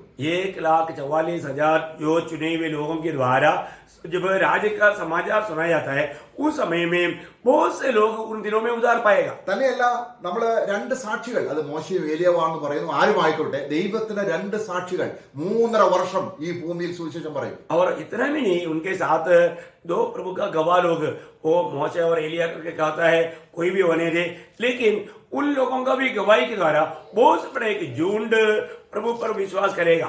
നമ്മൾ അത് വെളിപ്പാട് പുസ്തകം 11 അധ്യായത്തിൽ 3 അധ്യായം വായിക്കുമ്പോഴുണ്ട്. जब प्रकाशित वाक्य 11 अध्याय का 3रा वचन से जब पढ़ता है तो ये बात को हम देखता है. അവരുടെ സാക്ഷ്യം തികയ്ക്കുമ്പോൾ അന്തിക്രിസ്തു അവരെ കൊല്ലും. और उनका गवाही जब पूरा करेगा तो मसीह विरोधी उनको मार डालेंगे. അതിന്റെ 11 अध्यायത്തിന്റെ 7 അവിടെ വേണമെങ്കിൽ അവിടെ उसका 3रा वचन से पढ़िए. मैं अपने 2 गवाह को यह अधिकार दूंगा कि डांट ओढ़े हुए 1160 दिन तक भविष्यवाणी करे. ये वे है जैतून के 2 पेड़ और 2 डिवट है जो पृथ्वी के प्रभु के सामने खड़े रहते हैं. यदि कोई उनकी हानि पहुंचाना चाहते हैं. ഓക്കെ, 7 വാക്യം. उसका 7 वचन. तब जब वे अपनी गवाही दे चुकेंगे ഓക്കെ, അവരുടെ സാക്ഷ്യം തികയ്ക്കാൻ എത്ര നാൾ വേണം? अभी उनका गवाही पूरा करने के लिए कितना समय लगेगा? 3.5 വർഷം. 3.5 साल. അപ്പൊ അതിന്റെ അന്ത്യത്തിലാണ് उस 3.5 साल में या उसके आखिरी समय में അന്തിക്രിസ്തു അവരെ കൊല്ലും. मसीह विरोधी उनको मार डालेगा. പിന്നെ അവര് മരിച്ചു കിടക്കുന്ന എവിടെയാണ്? അതാണ് അവരുടെ ആ ശവം ലോകത്തിലുള്ള എല്ലാ മനുഷ്യരും കാണും. अभी हमको मालूम है कि ये लोग दोनों को मारा जाएगा, उनका लोथ उस सड़क पर पड़ा रहेगा और दुनिया का सारे लोग उसको देखेगा. उसका 9 वचन. അതിന്റെ 9 വാക്യം. सब लोग और कुल और भाषा और जातियों के लोग उनके शव को 3.5 दिन तक देखते रहेंगे. എന്ന് പറയുമ്പോൾ ഈ സകല വംശക്കാരും ഗോത്രക്കാരും മറ്റുള്ള ജാതികളെ കുറിച്ചല്ല. കാരണം യഹൂദൻ മറ്റ് രാജ്യങ്ങളിലേക്ക് ഓടിപ്പോയാലും തങ്ങളുടെ നഗരത്തിൽ എന്താ നടക്കുന്നതെന്ന് അവർ വാച്ച് ചെയ്തുകൊണ്ടേയിരിക്കുകയാണ്. यहाँ पर जो बोला वो बात, ये सारे अन्य जाति के लोगों के बारे में नहीं, यहूदी लोग क्लेश के कारण सारे जातियों में तितर बितर किया गया. वो लोग उन जातियों के बीच में रह करके यरूशलेम में होने वाले ये संभव को बैठ करके देखेगा. वो बात है. നമുക്ക് ഉദാഹരണമായിട്ട് ഇപ്പം സുഷമ സിസ്റ്റർ ഉദാഹരണത്തിൽ പറയാം, പേടിക്കില്ല കേട്ടോ. സുഷമ സിസ്റ്റർ കർത്താവ് വരുമ്പോൾ പോകത്തില്ല. अभी एक दृष्टांत में एक एग्जाम्पल में बोल रहा है, सुषमा सिस्टर डरने की जरूरत नहीं, सुषमा सिस्टर प्रभु के आगमन में नहीं जाएगा. അപ്പം നാസിക്കിലെ സഭ പറഞ്ഞിട്ടുണ്ട്, പോയില്ലെങ്കിൽ എന്ത് ചെയ്യണം? अभी नासिक की मंडली ये बोलकर रखा है, यदि नहीं जाएगा तो क्या करना? ഒരു യഹൂദനെ വീട്ടിൽ കൊണ്ടുവന്ന് രക്ഷിക്കണം. एक यहूदी को घर में ला करके बचाना. പക്ഷെ വീട്ടിൽ വരുന്ന യഹൂദൻ പറയും, സുഷമ സിസ്റ്റർ ടി വി ചാലുവാക്കെ. അപ്പം സുഷമ സിസ്റ്റർ ഞാൻ ടി വി ഒന്നും കാണണ്ട, നിങ്ങൾ അത് വിട, എനിക്ക് എന്റെ യെരുശലേമിൽ എല്ലാം നടക്കുന്നത് അറിയണം. अभी जो अपने घर में सुषमा सिस्टर के घर में आया हुआ यहूदी क्या बोलेगा? प्लीज सिस्टर थोड़ा टीवी ऑन करो ना. क्योंकि अब सुषमा सिस्टर क्या बोलते हैं, मैं नहीं ऑन करूंगा, लेकिन वो बोलते नहीं ऑन करो ना, क्योंकि यरूशलेम में क्या हो रहा है मुझे देखना है. വചനമുണ്ട്, क्योंकि इसमें वचन में है മോശയും ഏലിയാവും വരും. मोशे और एलिया आएगा. ഞങ്ങളുടെ ഈ പീഡന കാലത്ത് അവരവിടെ പ്രവചിക്കും. हमारे ये कष्ट के दिनों में वो लोग उधर भविष्यवाणी करेगा. 3.5 വർഷം വചനം പറയും. 3.5 साल उनका भविष्यवाणी करेगा. ഇതൊക്കെ ഇവർക്ക് കേൾക്കണം. ये सारे बात उनको देखना है. അത് അടുത്തുള്ള ഈ യഹൂദനെ സ്വീകരിക്കാത്ത ആളെ സംബന്ധിച്ചോളം അതൊരു വിഷയമല്ല. അവിടെ എന്ത് സംഭവിക്കും, അവൻ അതൊരു വിഷയമല്ല. जो यहूदियों को नहीं स्वीकारा वो जाति के लोगों के लिए ये एक समस्या नहीं. സുഷമ സിസ്റ്ററിന് ഒരു വിഷയമല്ല. वो सुषमा सिस्टर के लिए भी एक समस्या नहीं. പക്ഷേ ടെലസിൽ പാർക്കുന്ന യഹൂദൻ അവരുടെ നാടി നരമ്പും പിടക്കിയാണ് എന്താണ് യെരുശലേമിൽ നടക്കുന്നത്. परंतु वो जो यहूदी व्यक्ति जो सुषमा सिस्टर के घर में है, उसका एकदम दिल तड़पता है कि यरूशलेम में क्या हो रहा है, उसको जानने के लिए और देखने के लिए. അപ്പോൾ ഈ 666 അത്ര കമ്പൽസറി അല്ലാത്ത സകല ജാതികളിലേക്ക് യഹൂദൻ ഓടിപ്പോവുകയാണ്. अभी इससे पहले भी आपको बताया कि जो ये 666 जिस देश में इतना कोई मजबूरी नहीं लेने के लिए, उन देशों में यहूदी लोग क्या हुआ, तितर बितर करके गया है. वो लोग उनकी बीच में रह करके ये देखने के लिए वो लोग चाहेगा. वो बात यहाँ पर लिखा है, 3.5 दिवस वो लोग सारे वंश का, जाति का, गोत्र का, भाषा का लोग उनका लोथ को 3.5 दिन देखेगा. അപ്പൊ ജാതികളുടെ വീട്ടിൽ ടി വി കൊടുത്തിരിക്കുന്ന എന്തിനാണ് ദൈവം? इसका मतलब आपको समझ में आया ना, जाति के लोगों को टीवी किसने दिया? आपको देखने के लिए नहीं, यहूदियों को आने के समय में भी होने वाला.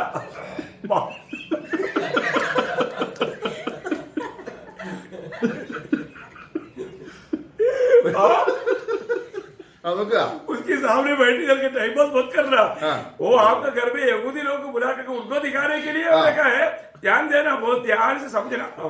അവന് ഇത്ര ഇലക്ട്രിക് ബില്ലൊക്കെ കൂടും കേട്ടോ. അവിടുത്തെ इसलिए उन लोगों को छिपाएगा तो इलेक्ट्रिसिटी बिल भी थोड़ा बढ़ जाएगा है, थोड़ा अभी से सावधान रहना है। अगर आप उड़ा लिए नहीं जाएगा तो इस रीति में बचने के लिए प्रयास में रहना। Praise the Lord. Praise the Lord. അപ്പൊ അവിടെ 3.5 ദിവസം अभी 3.5 दिवस അവർ എവിടെ ക്രൂശിക്കപ്പെടും? ये लोग कहाँ पर इस प्रकार उनको मारा जाएगा? അവരുടെ കർത്താവ് ക്രൂശിക്കപ്പെട്ടതും ആത്മീയമായി സോദോം എന്നും മിസ്രൈം എന്നും പേരുള്ള മഹാനഗരത്തിന്റെ വീതിയിൽ അവരുടെ ശവം കിടക്കും. देखो उसका प्रकाश वाक्य 11 अध्याय का 8 वचन में लिखा है कि उनकी प्रभु जिस शहर में सूली पर चढ़ाया गया और आत्मिक रीति में सोदोम और मिस्रैम कहता है, उस नगर की सड़क पर इनका लोथ पड़ा रहेगा। അപ്പം ഇപ്പോൾ ആരൊക്കെയുണ്ട്? അപ്പൊ 1,44,000 മുദ്രിതർ. अभी 1,44,000 चाप लगाया हुआ प्रभु के चुने हुए लोग, 2 സാക്ഷികൾ. और ये 2 गवाह। പിന്നെ നമ്മളവിടെ വെളിപ്പാട് പുസ്തകം 14 അധ്യായത്തിന് 6 വാക്യത്തിൽ ഒരു ദൂതൻ ആകാശമേഘം ഇങ്ങനെ പറന്നുകൊണ്ട് നടക്കും 24 മണിക്കൂർ. जब हम प्रकाशित वाक्य 14 अध्याय का 6 वचन में हम देखते हैं कि एक दूत जो है वो हमेशा का सुसमाचार लेकर के वो उड़ करके वो प्रचार करता है करके हम देखते हैं। ഇത് ഭൂവാസികളെ പ്രദർശിക്കുമ്പോൾ ये ജാതികൾ രക്ഷിക്കപ്പെടാനല്ല. ये सारे बात ये जो बता रहा है ये जाति के लोगों का उद्धार की बात नहीं। ഇവിടെ നോക്കുക, ജാതികൾ ചിതറിപ്പോയ अभी जातियों के बीच में तितर बितर किया गया हुआ उन यहूदी लोगों के लिए ഗോത്രവും ഭാഷയും വംശവും ആയവരോട് അറിയിപ്പാൻ അവരെവിടെ പോയി? ലോകത്തിന്. അപ്പൊ ലോകം മുഴുവനും ആകാശത്തെ ഇത് പറഞ്ഞു നടക്കുകയാണ്. अभी आपको ये सभी को मालूम होना चाहिए कि ये उगाव के नायंद उड़ने वाला ये दूध के द्वारा संदेश सारे जाति के लोगों में दुनिया में क्यों सुनाया जा रहा है? क्योंकि सारे जाति के लोगों के बीच में ये यहूदी लोग तितर बितर किया गया उन लोगों के लिए सुनाया जा रहा है। കാരണം ജാതികൾ എന്നാലും മാനസാന്തരപ്പെടുത്തില്ല. ये सुनकर के जाति कभी भी मन नहीं भरेगा। നമുക്ക് അവിടെ നമ്മൾ 16 അധ്യായം अभी उसका 16 अध्याय ഒരുപാട് ബാധ അയക്കുന്നുണ്ട്. എല്ലാം നമ്മൾ എടുക്കുന്നില്ല, ഒരു വാക്യം മാത്രം. उधरी कई बाधाएं भेजता है, पर उसमें से एक बात हम देखेंगे। 16 मुതലുള്ള വാക്യങ്ങൾ ये വായിക്കുമ്പോൾ 8 वचन से जब हम पढ़ता है, 8 चौथे स्वर्गदूत ने अपना कटोरा सूर्य पर उंडेल दिया और उस मनुष्य के आँख से झुलसा सा देने का अधिकार दिया गया। मनुष्य बड़ी तपन से झूलते हुए गए और परमेश्वर के नाम की जिसके उन विपत्ति पर अधिकार है निंदा की, पर उसकी महिमा करने के लिए मन न फिराया। देखा अभी इतना कठिनाई में होने के बावजूद भी जाति के लोगों का भी मन नहीं भरा। അവിടെ സകല ഗോത്രത്തിലും ഭാഷയിലും വംശത്തിലും ഉള്ളവർ അത്യുഷ്ണത്താൽ വെന്തുപോയി എന്നല്ല. अभी वहां पर सारे जाति की भाषा का लोग जलकर खत्म हो गया, ऐसा नहीं। ഇവിടെ മനുഷ്യർ, मनुष्य യഹൂദനല്ലാത്തവർ, ये जो यहूदी नहीं, ഈ ബാധകൾ വന്നിട്ടൊന്നും. എന്നാൽ യഹൂദൻ മനം തിരി. ये सारे प्रतिकूल होने पर भी वो लोग मन नहीं भरा, परंतु यहूदी लोग मन फिरेगा। അതിനു വേണ്ടിയാണ് ദൈവം അവരെ കഷ്ടത്തിൽ വിടുന്നത്. इसके लिए उनको ये क्लेश में होकर गुजरने दिया। ജാതിയും കഷ്ടത്തിലൂടെ പോകും, जाति भी उसके साथ क्लेश में होकर जाएगा, പക്ഷെങ്കിൽ അവർ മനം തിരിയത്തില്ല. परंतु वो लोग कभी मन नहीं फिरेगा। അപ്പൊ യഹൂദനെ മനം തിരിയിക്കാൻ വേണ്ടിയുള്ള अभी यहूदियों को मन फिराने के लिए അപ്പം ഇവിടെ ആരൊക്കെയുണ്ട്? अभी यहाँ पर कौन कौन है? 1,44,000 1,44,000 എല്ലാം യഹൂദന്മാരാണ്. और सारे लोग यहूदी 12 गोत्रों से है, 2 സാക്ഷികൾ और 2 गवाह അവർ യഹൂദന്മാരാണ്. और वो भी यहूदी लोग है। പിന്നെ ആരാണ്? और कौन है? ഈ പറക്കുന്ന ദൂതൻ. ये जो मतलब उड़ने वाला वो दूध। നോക്കുക, ഇതെല്ലാം ഈ 7 വർഷത്തെ മഹോപദ്രവകാലത്തിൽ യഹൂദനെ രക്ഷിക്കാൻ വേണ്ടി ദൈവത്തിന്റെ ക്രമീകരണമാണ്. ये सारे कार्य क्या है प्रियो? ये प्रभु ने यहूदियों को उद्धार पाने के लिए प्रभु ने किया हुआ महान कार्य। എന്നാൽ ഒരു ജാതിയെ രക്ഷിക്കാൻ ദൈവം പരിശുദ്ധാത്മാവിലൂടെ ഒരു ദൂതനെ ഉപയോഗിക്കത്തില്ല, ഇങ്ങനെയുള്ള ഒരു കാര്യം ചെയ്യത്തില്ല. परंतु जातियों का उद्धार के लिए पवित्र आत्मा के द्वारा या इस कोई दूध को भेज के प्रभु काम नहीं करेगा। Praise the Lord. നമ്മുടെ രക്ഷ എത്രമാത്രം ദൈവത്തിന്റെ ആത്മാവിനാൽ സുവിശേഷം അറിയിച്ച് നമ്മുടെ മനസ്സിൽ തിരിക്കുകയാണ്. प्रियो, आज हम लोगों को मिला हुआ उद्धार कितना महत्वपूर्ण है, क्योंकि प्रभु अपने आत्मा के द्वारा प्रभु अपने दासों को भेज करके हमें मन भरावट दिया, हमारा उद्धार किया। वो प्रभु कितना महान है। അപ്പൊ കർത്താവിന്റെ ഈ പറയുന്ന സുവിശേഷം, प्रभु का ये जो सुनाने वाला सुसमाचार, കർത്താവ് വന്നാൽ പോലും എല്ലാ പട്ടണവും അല്ലെങ്കിൽ യഹൂദന്മാരുടെ എല്ലാ പട്ടണവും സഞ്ചരിച്ച് തീരത്തില്ല. प्रियो, प्रभु आने पर भी यहूदियों का सारा शहर घूम नहीं सकता। മത്തായിയുടെ സുവിശേഷം അതിന്റെ 10 അധ്യായം 22-23. जब मत्ती की सुसमाचार 10 अध्याय का 22 और 23 वचन, मत्ती 10 अध्याय का 22 और 23 वचन।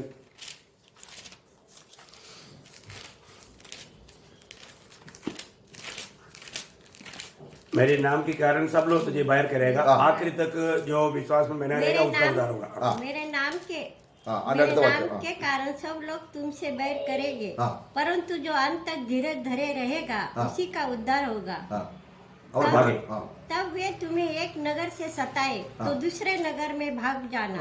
मैं तुमसे सच कहता हूँ, तुम इसराइल के सब नगरों में न फिर चुकोगे कि मनुष्य का पुत्र आज ആ അത് യഹൂദന് വേണ്ടി വരുന്ന മഹത്വ പ്രത്യക്ഷയുടെ കാര്യമാണ്. मतलब बोलने का अर्थ यह है कि जब तक मतलब मनुष्य का पुत्र जब तक आएगा तब तक ये सारे लोग मिलकर बोलेगा तो 1,44,000 हाँ। और 2 व्यक्ति और उड़ने वाला एक दूध, ये सारे लोग सारे शहरों में सुसमाचार नहीं सुना पाएगा। ആ അപ്പോൾ കർത്താവ് സഭയുമായിട്ട് അപ്പം യഹൂദനെ രക്ഷിക്കാൻ വരികയാണ്. अभी यहाँ पर हम देखते हैं कि प्रभु यीशु मसीह मंडली के साथ यहूदियों का उद्धार के लिए आ रहे हैं। അപ്പോൾ ആരുണ്ട് കൂടെ? अभी प्रभु के साथ कौन है? സഭ. प्रभु के साथ मंडली है, നമ്മളുണ്ട്.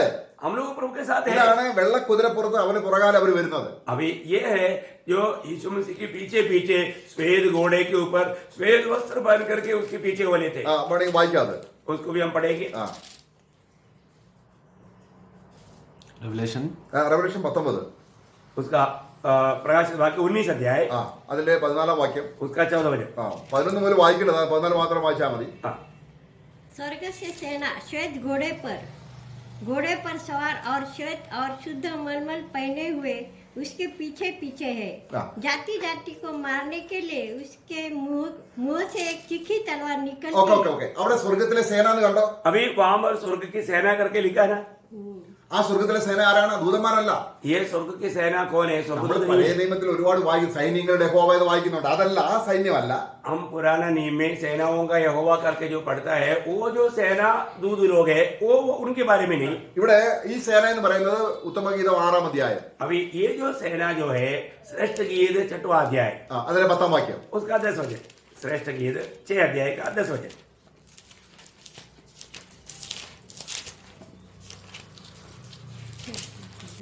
श्रेष्ठ गीत उसका 6 अध्याय का 10 वचन। यह कौन है कि जिसकी शोभा भोर के तुल्य है, जो सुंदरता में चंद्रमा और निर्मलता में सूर्य और पताका फहराती हुई सेना के तुल्य भयंकर ആ दिखाई पड़ती है। ഇത് അതാരാണ്? अभी कौन है ये? സഭ. ये मंडली है। Praise the Lord. Praise the Lord। ഇതാ അപ്പൊ ദൈവത്തിന്റെ സൈന്യമുണ്ട്, ആർമി. अभी प्रभु का एक सेना है, एक आर्मी है। അത് 110-ാം സങ്കീർത്തനത്തിൽ ദാവീദിന് വെളിപ്പെടുത്തി. ये बात 110 भजन संहिता में दावीद को प्रभु ने प्रकट किया। അതിന്റെ 3-ാം വാക്യത്തിൽ उसका तीसरा वचन में കർത്താവിന് ഒരു യുദ്ധ ദിവസം ഉണ്ടെന്നും प्रभु का അന്ന് യുവാക്കളായ മഞ്ഞ് സൈന്യമായിട്ട് അവിടെ വെളിപ്പെടുന്നുണ്ട്. और वहां पर जवान लोग एक सेना के नायक प्रकट हो गए करके लिखा है। तेरी प्रजा के लोग तो पराक्रम के दिन हाँ। स्वच्छ बलि बनते हैं हाँ, और ओके। तेरे जवान लोग पवित्र हाँ। Praise the Lord. हाँ। അവരായിരിക്കും കർത്താവിന് വെള്ളപ്പുറത്ത് കുതിരപ്പുറത്ത് വരുന്നത്. मानो ये प्रभु का मंडली है जो कि श्वेत घोड़े के ऊपर प्रभु के साथ लेके आते हैं। ആ നമ്മൾ യുദ്ധം ചെയ്യണ്ട. हमें कोई लड़ाई करने की जरूरत नहीं। അധർമ്മമൂർത്തിയുടെ പ്രഭാവത്തെ കർത്താവ് തന്റെ വായിലെ വാളുകൊണ്ട് അല്ലെങ്കിൽ വചനം കൊണ്ട് നശിപ്പിച്ചു കളയും. मानो जो उस मसीह विरोधी का उस सामर्थ्य को प्रभु अपने मुंह से निकलने वाला उस सामर्थ्य से नष्ट करेगा। പക്ഷെ ശത്രുവിനെ അവൻ ജയിക്കുന്നത് സഭയോട് കൂടിയാണ്. परंतु वो विरोधी के ऊपर जो विजय प्राप्त करता है वो मंडली के साथ आकर के। നമ്മളത് 14-ാം അധ്യായത്തിൽ വായിക്കുന്നുണ്ട്. जब प्रकाशित वाक्य 17 अध्याय का 14 वचन में लिखा है। സോറി 17-ാം അധ്യായം. हाँ 17 17-ന്റെ 14. 14 हाँ 17 का 14। हाँ। वे मेमने से लड़ेंगे हाँ। और मेमना उन पर जय पाएगा, हाँ। क्योंकि वह प्रभुओं का प्रभु और राजाओं का राजा है। ആരാ ജയിക്കുന്നത്? अभी कौन विजय पाएगा? കർത്താവാണ്. प्रभु विजय पाता അപ്പോൾ है। കർത്താവ് സഭയോട് കൂടി ജയിക്കുകയാണ്. परंतु प्रभु मंडली के साथ विजय ആ पाता है। കർത്താവ് നോക്കണം. അത് തന്നെയാണ് നമ്മൾ അതിന്റെ 19-ാം അധ്യായത്തിന്റെ 19 മുതലുള്ള വാക്യം ഇവിടെ വായിക്കാം. वही बात को हम उसका 19 अध्याय का 19 से भी जब हम पढ़ता है। അപ്പോൾ അന്തിക്രിസ്തുവും അവന്റെ സൈന്യങ്ങളും ഈ കർത്താവിന്റെയും അവന്റെ ജനത്തെയും കർത്താവ് ആകാശമേഘ വരുമ്പോൾ അവനോട് യുദ്ധം ചെയ്യാൻ ഒരുമിച്ച് കൂടും. अभी आपको मालूम है कि जब मसीह विरोधी उनकी सेना जब प्रभु और अपने पवित्र लोगों के साथ जब आएंगे उनके साथ लड़ने के लिए वो लोग तैयार हो जाएंगे. അപ്പൊ അത് ഇസ്രായേലിന് വേണ്ടി യുദ്ധം ചെയ്യാൻ നശിപ്പിക്കാൻ അവർ വരുന്നിരിക്കുന്നത്. अभी प्रभु जो आ रहा है वो इसराइल के छुटकारे के लिए मानो लड़ने के लिए आ रहा है. അതായത് ഈ സൈന്യങ്ങളും ലോകത്തിലുള്ള സൈന്യങ്ങളെല്ലാം ഇസ്രായേലിനെ നശിപ്പിക്കാനാ വരുന്നത്. अभी जो दुनिया का जो भी सेना जो आता है वो इसराइल को नष्ट करने के लिए आ रहा है. എന്നാൽ ഇസ്രായേലിനെ രക്ഷിക്കാൻ കർത്താവ് സൈന്യവും വരുന്നത് കാണുമ്പോൾ ഇവരെ ഇസ്രായേൽ മക്കളെ നശിപ്പിക്കുന്നത് വിട്ടിട്ട് കർത്താവിന് നേരെ പീരങ്കി ഉപയോഗിക്കും. परंतु जब वो प्रभु इसराइल के लोगों को बचाने के लिए आते हुए जब देखता है तो ये लोग इसराइल को नष्ट करने के लिए आया था, परंतु वो उसके खिलाफ में उसके विरुद्ध में वो प्रभु के साथ वो लोग अपना मिसाइल भेजे. അതാണ് 19ാം വാക്യം. और वो बात उसका 19 वजह में देखता है. കുതിരപ്പുറത്ത് ഇരിക്കുന്നവനെയും അവന്റെ സൈന്യത്തോടും സഭ. मतलब जो घोड़े के ऊपर बैठा और उनकी सेना से या मंडली से യുദ്ധം ചെയ്യാൻ युद्ध लड़ने के लिए മൃഗവും ഭൂരാജക്കന്മാരും. और ये जानवर और देश के दुनिया के सारे राजा लोग എന്തിനാ ഇവർ ഒരുമിച്ച് കൂടുന്നത്? ഇസ്രായേലിനെ നശിപ്പിക്കാനാണ്. वे लोग क्यों इकट्ठा हुआ इसराइल को नष्ट करने के लिए. അപ്പോൾ ഇസ്രായേൽ ഞങ്ങൾക്ക് രക്ഷയില്ല. पर उस समय में इसराइल देखेगा चारों तरफ आ गया, अभी हमारा छुटकारा नहीं. അപ്പൊ അവർ ഉറക്കം നിലവിളിക്കും. उस समय में वो लोग प्रभु की ओर देख करके चिल्लाएगा. അപ്പോൾ കർത്താവ് സഭയുമായിട്ട് വരികയാണ് ഇവരെ രക്ഷിക്കാൻ. तब प्रभु अपने पवित्र लोगों के साथ उनको छुड़ाने के लिए आएगा. അന്നേരം ഇസ്രായേലിനെ ഇവർ വിട്ടിട്ട് ഇവർക്ക് നേരെ അല്ലെങ്കിൽ സഭ ക്രിസ്തുവിനെതിരെ പീരങ്കി ഉപയോഗിക്കും. उस समय में जो इसराइल को नष्ट करने के लिए आया हुआ ये सेना वो इसराइल को छोड़ करके उनको बचाने के लिए आया हुआ प्रभु यीशु मसीह और उनके साथ आने वाला बहुत लोगों के खिलाफ में मिसाइल भेजेगा. Praise the Lord. Praise the Lord. കർത്താവിന്റെ ആയുധം എന്താണ്? और जो प्रभु का हथियार क्या है? വായിലെ വചനം. बस अपना मुंह से एक शब्द. കണ്ടോ, അവനൊരു വാക്ക് പറഞ്ഞാൽ वो एक शब्द कहने से നമ്മൾ എത്ര അനുഗ്രഹിക്കപ്പെട്ടു. प्रियो हम लोग कितना धनी लोग हैं. നമ്മൾ യുദ്ധം ചെയ്യണ്ട. हम लड़ाई नहीं करना. നമ്മുടെ കർത്താവിന്റെ വീരപരാക്രമങ്ങൾ കണ്ടിട്ട് അവനെ മഹത്വപ്പെടുത്തുന്നവരാണ് ശൂരന്മാർ. प्रियो अपने प्रभु का महान कार्यों को देख करके प्रभु का महिमा करने वाला लोग प्रभु का शूरवीर है. ഒരിക്കല് ദാവീദാണെങ്കിൽ പിന്നെ തന്റെ വീടെല്ലാം ഉപേക്ഷിച്ച് അവനെ ജംഗിളിൽ പോയി താമസിക്കേണ്ടി വന്നു. एक समय में दावीद को अपना महल छोड़ करके उसको जंगल में जाकर रहना पड़ा. അപ്പം ഇവര് ദാവീദ് എന്ത് ചെയ്തു? उस समय में दावीद ने क्या किया? തന്റെ അടുക്കൽ വരുന്ന എല്ലാവരെയും താന് പണമില്ലാത്തവരെ സഹായിക്കാൻ ആരുമില്ലാത്തവരെല്ലാം തന്റെ അടുക്കൽ കൂട്ടി. जो भी दावीद के पास आया, गरीब लोग है, वो लोग कर्जदार लोग है, वे लोगों को सबको दावीद ने अपने पास इकट्ठा किया. ദാവീദ് ഇവരെ എന്ത് ചെയ്തു? और दावीद ने उसको क्या किया? അവന് യുദ്ധപരാക്രമം കാണിച്ചു കൊടുത്തു. अभी दावीद ने उसका जो मतलब लड़ाई की सूरत आपको दिखाया. കണ്ടോ, അവൻ ഇവർ യുദ്ധവീരനാണെന്ന് ആർക്ക് മനസ്സിലായി? अभी ये एक लड़ाई का शूरवीर है करके किसको मालूम हो गया? ये आया हुआ सबको मालूम हो गया. മനസ്സിലായില്ലേ? അവർ യുദ്ധം ചെയ്തില്ല. ഈ ദാവീദിന്റെ ഇത് ഓരോ ദിവസത്തെ പുള്ളി മാർച്ച് ചെയ്തും പോകും ഇവർ കണ്ടിട്ട് ഇവരൊക്കെ ശൂരന്മാരായി. अभी ये लोगों ने कुछ लड़ाई नहीं किया, पर तो दावीद का ये जो पराक्रम को देख करके ये लोग भी पराक्रमी बन गया. അപ്പൊ ദാവീദ് ഒരിക്കൽ രാജാവായി. और इसके बाद में जब दावीद राजा बना, അപ്പൊ ദാവീദിന്റെ പരാക്രമങ്ങൾ കണ്ട് തന്നോട് ചേർന്ന് നിന്നവരെ വലിയ വലിയ മന്ത്രിമാരും പ്രഭുക്കന്മാരും ആക്കി വെച്ചു. और जो लोग दावीद के पराक्रमों को देख करके साथ में रहा था, उनको जब ये राजा बनने के बाद में उनको बड़े बड़े पदवी दे करके स्थान दे करके उनको नियुक्त किया. Praise the Lord. हालेलुया. ഇന്ന് കർത്താവിന്റെ ഈ വീരപരാക്രമം ഒക്കെ അറിയുന്ന ആരാണ്? आज हमारा प्रभु यीशु मसीह का इतना महान पराक्रम कामों को जानने वाला कौन है? जाली के लोग है क्या? मंडली है, मंडली. Praise the Lord. हाँ, प्रभु को धन्यवाद. അവിടെ നമ്മൾ അവരോട് ചേർന്ന് നിൽക്കണം. इसलिए हमें हमारा कर्तव्य क्या है? हम मसीह के साथ लगा रहना. എന്തിനാ അവനോട് ചേർന്ന് നിൽക്കുന്നത്? क्यों ऐसा लगा रहना? ഈ അടുത്ത് നിൽക്കുന്നവരെല്ലാം ശൂരന്മാരാവും. क्योंकि ये जो भी प्रभु के साथ लिपटा रहेगा, प्रभु के संगरी में रहेगा, वो लोग शूरवीर बनेगा. നമ്മള് യെശയ്യാവിന്റെ പുസ്തകം 13:3 जब यशायाह नबी की किताब 13 अध्याय का 3रा वचन में यशायाह उसका 13 अध्याय का 3रा वचन. मैंने स्वयं अपने पवित्र किए हुए को आज्ञा दी है कि मैंने अपने क्रोध के लिए अपने वीरों को बुलाया है, जो मेरे प्रताप के कारण प्रसन्न है. നോക്കുക, എന്റെ വീരന്മാരെ ഞാൻ വരുത്തും. मेरा शूरवीरों को मैं अपने पास बुला रहा हूं. ആരാണ് എന്റെ വീരന്മാരെ? कौन है ये वीर लोग? എന്റെ മഹത്വത്തിൽ സന്തോഷിക്കുന്നവർ. मेरा महिमा में आनंद करने वाला. എന്റെ വീരപരാക്രമങ്ങൾ കണ്ടിട്ട് സന്തോഷിക്കുന്ന ഒരു ജനം. मेरा इस शूरवीरता को देख करके आनंद मनाने वाले एक झुंड लोग. ഇവർക്ക് വല്ല കഴിവുണ്ടോ? ये लोगों को कुछ खूबी है क्या? യുദ്ധം ചെയ്യാൻ അറിയാമോ? इनको लड़ाई करना आता है क्या? ഇവർക്കൊന്നറിയാം, एक लोगों को कुछ मालूम, ഈ പരാക്രമശാലിയുടെ മഹത്വം കണ്ട് സന്തോഷിക്കണം. क्योंकि ये पराक्रमशाली महान प्रभु का महान पराक्रम को देख करके खुशी मनाना. നോക്കുക, അപ്പൊ ഈ ദൈവത്തിന് ശൂരന്മാരുണ്ട്. इसका मतलब परमेश्वर का शूरवीर है, അതാണ് സേനാ ദിവസത്തിൽ. वो है उस सेनाओं की दिन में. ഇനി നമ്മൾ യോവേലിന്റെ പുസ്തകം നോക്കുകയാണെങ്കിൽ यदि हम योवेल नबी का किताब देखेगा तो ഇവരെ യഹോവ താഴ്വരയിൽ കർത്താവ് കൊണ്ടുവരും. ये लोगों को यहोवाशात का तट में लाएगा. അതിന്റെ 3-ാം അധ്യായത്തിന്റെ 1-ാം വാക്യത്തിൽ സകല ജാതികളെ ന്യായം വിധിക്കാൻ യഹോവ താഴ്വരയിൽ കർത്താവ് വരുന്നതിനെ കുറിച്ചുള്ള വാക്യമുണ്ട്. जब योवेल नबी किताब 2 अध्याय का 2 वचन में इन सारे जाति के लोगों को यहोशाबाद का तट में लाएगा, ये बात का वचन है. അപ്പോൾ അവരെ കൂട്ടുമ്പോൾ സകല ജാതികൾ, അതാണ് മത്തായിയുടെ സുവിശേഷം നമ്മൾ 24-ാം അധ്യായത്തിൽ നമ്മൾ വായിച്ചത്. अभी ये 25-ാം बात അധ്യായത്തിൽ को हमने 31 वाक्य। प्रभु न्याय करने के लिए, जब जाति के लोगों को न्याय करने के लिए बैठने के बारे में मत्ती 25 अध्याय का 31 वचन से जब हम पढ़ता ഇനി है, ഇവിടെ 3-ാം അധ്യായം അതിന്റെ 11-ാം വാക്യം അത് തന്നെയാണ്. अभी यहाँ पर योवेल 3 का 11 वचन में भी हम वही बात को देखता है. ഓ, വചനം പഠനം. योवेल उसका 3 का 11 वचन.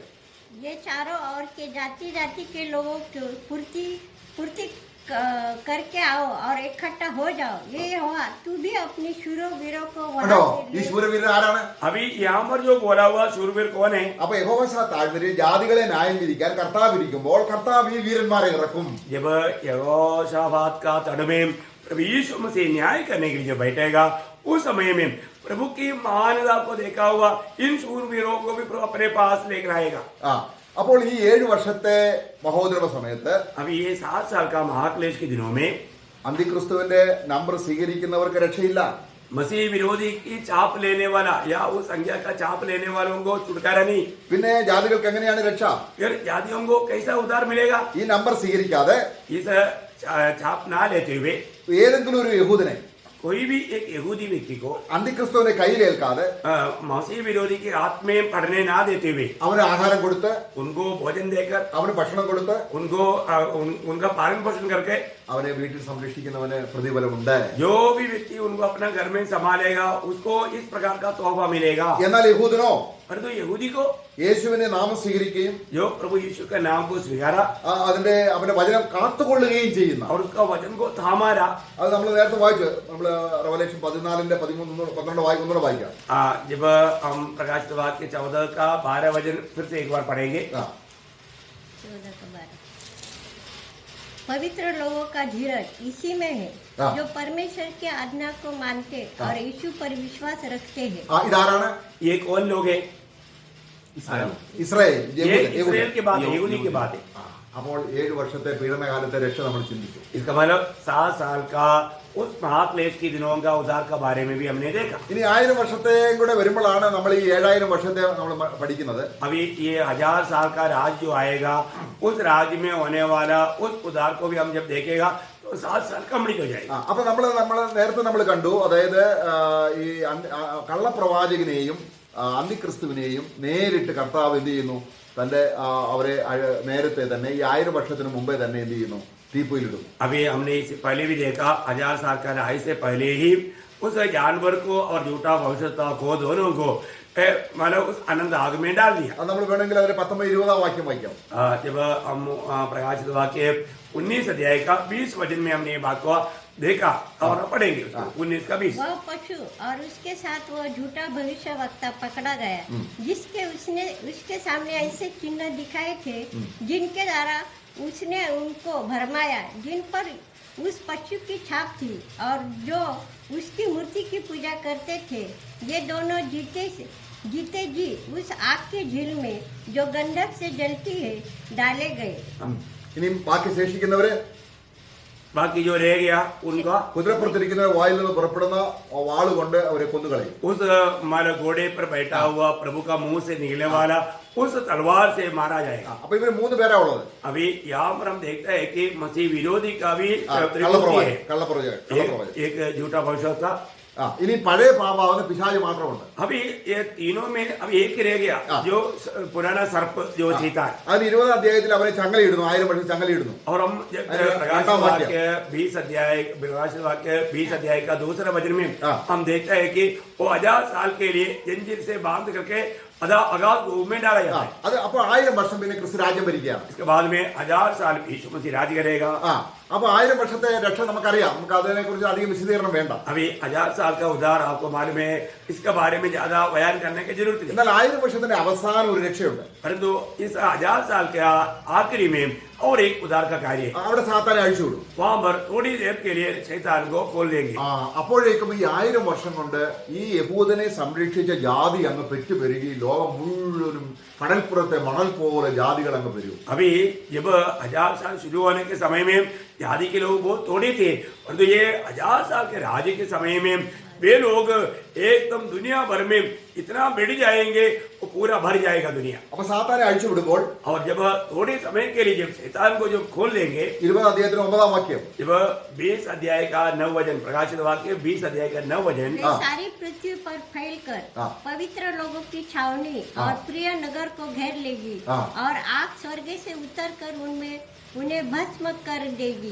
ഓക്കെ, അപ്പോൾ സാത്താന്റെ വശം ഭൂരിപക്ഷം ജാതികളും തിരിയും. अभी क्या होगा, ये शैतान थोड़ी देर में ये आदि लोग जो दुनिया में था उनमें अधिक से अधिक लोग शैतान का वश में होकर के उनके साथ प्रभु से लड़ने के लिए आएगा। അപ്പം 1000 വർഷത്തിന്റെ അവസാനത്തിൽ രക്ഷ എന്ന് പറയുന്നത് സാത്താനിലേക്ക് തിരിയാതെ കർത്താവിനോടൊപ്പം നിൽക്കുന്ന ഒരു ചെറിയ ജാതിയെ കർത്താവ് ന്യൂ ജെറുസലേമിൽ കൊണ്ടുവരും. 1000 साल के एंड में उधार बोलेगा तो ध्यान से सुनना, जो शैतान खोला जाने के बाद में जो शैतान के साथ नहीं लिया हुआ एक छोटा झुंड जाति के लोग रहेगा, वो लोग प्रभु के साथ रहेगा, वो लोग इसके बाद में प्रभु के संग यरूशलेम में आएगा। അത് നമ്മുടെ വെളിപ്പാട് പുസ്തകം 22-ാം അധ്യായത്തിൽ പുതിയ യെരൂശലേമാണ്. ഇനി ये हम प्रकाशित वाक्य 22 अध्याय में जब हम उनका बारे में जब देखता है, അവിടെ ജീവവൃക്ഷമുണ്ട്. वहां पर जीवन का वृक्ष है। അതിന്റെ 2-ാം വാക്യത്തിൽ വായിക്കുക, ജീവവൃക്ഷത്തിന്റെ ഇല ജാതികളുടെ രോഗശാന്തി ഉതകുന്നു. അതിന്റെ അർത്ഥം उसका दूसरा वचन में लिखा है कि उस जीवन वृक्ष का पत्ता जातियों के लिए उनका बीमारी से छुटकारा पाने के लिए काम में आता है। अरे इसका अर्थ क्या है? 3-ാം വാക്യത്തിലുണ്ട്, और उसका तीसरा वचन में है, യാതൊരു ശാപവും अभी किसी प्रकार का श्राप ഇനി രോഗം ഉണ്ടാകത്തില്ല. और कोई बीमारी नहीं रहेगा। അതിന്റെ അർത്ഥം അപ്പൊ അവിടെ ഈ ജാതികൾക്ക് ഇല എങ്ങനെ രോഗശാന്തിക്ക് ഉതകുന്നത്? फिर ये जाति के लोगों को ये पत्ता कैसा बीमारी से छुटकारा का कारण बनेगा? ദഹനക്കേട്. ये क्या है ना, ये हजम नहीं होता। आप पी करके है ना, आप पी करके वो खाना हजम नहीं होता, वो बीमारी हजम नहीं होने वाला बीमारी। അന്നേരം ഒരു ഇല എടുത്തിട്ടു. उस समय में एक पत्ता लेकर खाएगा। Praise the Lord. Praise the Lord. അപ്പോൾ ഈ 7 വർഷത്തെ രക്ഷ എങ്ങനെയാണ്? ये 7 साल का उधार कैसा है? രക്ഷ ക്രിസ്തുവിലൂടെ. ये सिर्फ मसीह के द्वारा। 1000 വർഷത്തിലെ രക്ഷയോ? 1000 साल के उधार അത് ക്രിസ്തുവിലൂടെ. वो मसीह के द्वारा। ഇങ്ങനെ നമ്മൾ 7000 വർഷത്തെ രക്ഷ നമ്മൾ കണ്ടു. अगर हमने उस निष्पाप युग से लेकर के 7 युगों में हमने इस उधार को देखा। ഓക്കെ, നമ്മൾ കണ്ടോ? हमने देखा ना। അപ്പോൾ ഇനി നമ്മൾ ഈ നമ്മൾ അവസാനിപ്പിക്കാൻ പോവുകയാണ്. praise the Lord. अभी हम समाप्त करने जा रहे हैं। യഹൂദന്റെ ഈ മരിച്ചുപോയ ഹാബേല് മുതൽ ഈ രക്തസാക്ഷി മരണത്തിലൂടെ നമ്മൾ ഒരുപാട് രക്തസാക്ഷികൾ മരിക്കുന്നതായി കാണുന്നുണ്ട്. अभी हम आबेल से लेकर के आगे इस महाक्लेश के दिनों में भी बहुत लोग रक्तसाक्षियों पर मरते हुए देखता है। നമ്മൾ 6-ാം അധ്യായം, റെവലേഷൻ 6-ാം അധ്യായത്തിൽ നമ്മൾ വായിക്കുന്നുണ്ട്. जब प्रकाशित वाक्य 6वां अध्याय में हम देखता है, അവിടെ യേശുവിന്റെ വചനം സ്വീകരിച്ചതുകൊണ്ടും യേശുവിന്റെ സാക്ഷ്യം വഹിച്ചതുകൊണ്ടും അന്തിക്രിസ്തു അവരെ കൊല്ലുന്നുണ്ട്. प्रभु यीशु मसीह के नाम लेने के द्वारा, उसका गवाही देने के द्वारा मसीह विरोधी बहुत लोगों को मारते हैं। അപ്പോൾ അവരെ മരിച്ചവരുടെ ആത്മാക്കൾ ദൈവത്തോട് നിലവിളിക്കുകയാണ്. और वो मरा हुआ उन लोगों का आत्मा प्रभु से पुकारते हैं। അതിന്റെ 10-ാം വാക്യം, उसका 10 वचन 9 का 10 में 6 का 10 में उन्होंने बड़े शब्द से पुकार कर कहा, हे स्वामी, हे पवित्र और सत्य, तू कब तक न्याय न करेगा और पृथ्वी पर रहने वाले से हमारा लहू का बदला कब तक न लेगा? ഇതാരാണ്? ये कौन लोग हैं? ക്രിസ്ത്യാനികളല്ല, ये मसीह लोग नहीं है, യഹൂദന്മാരാണ്. ये यहूदी लोग हैं। അപ്പോൾ അവർക്ക് ഉത്തരം ലഭിച്ചു. उनको उत्तर मिला। 15-ാം വാക്യം, उनमें से एक हरे श्वेत वस्त्र दिया गया और उनमें से कहा गया कि और थोड़ी देर तक विश्राम करो, जब तक कि तुम्हारे संगीदास और भाई जो तुम्हारे समान होने അപ്പൊ वाले। കൊല്ലപ്പെടാനുള്ളവരുടെ ഒരു സംഖ്യയുണ്ട്. अभी उस समय में मारा जाने वाला लोगों का एक संख्या है।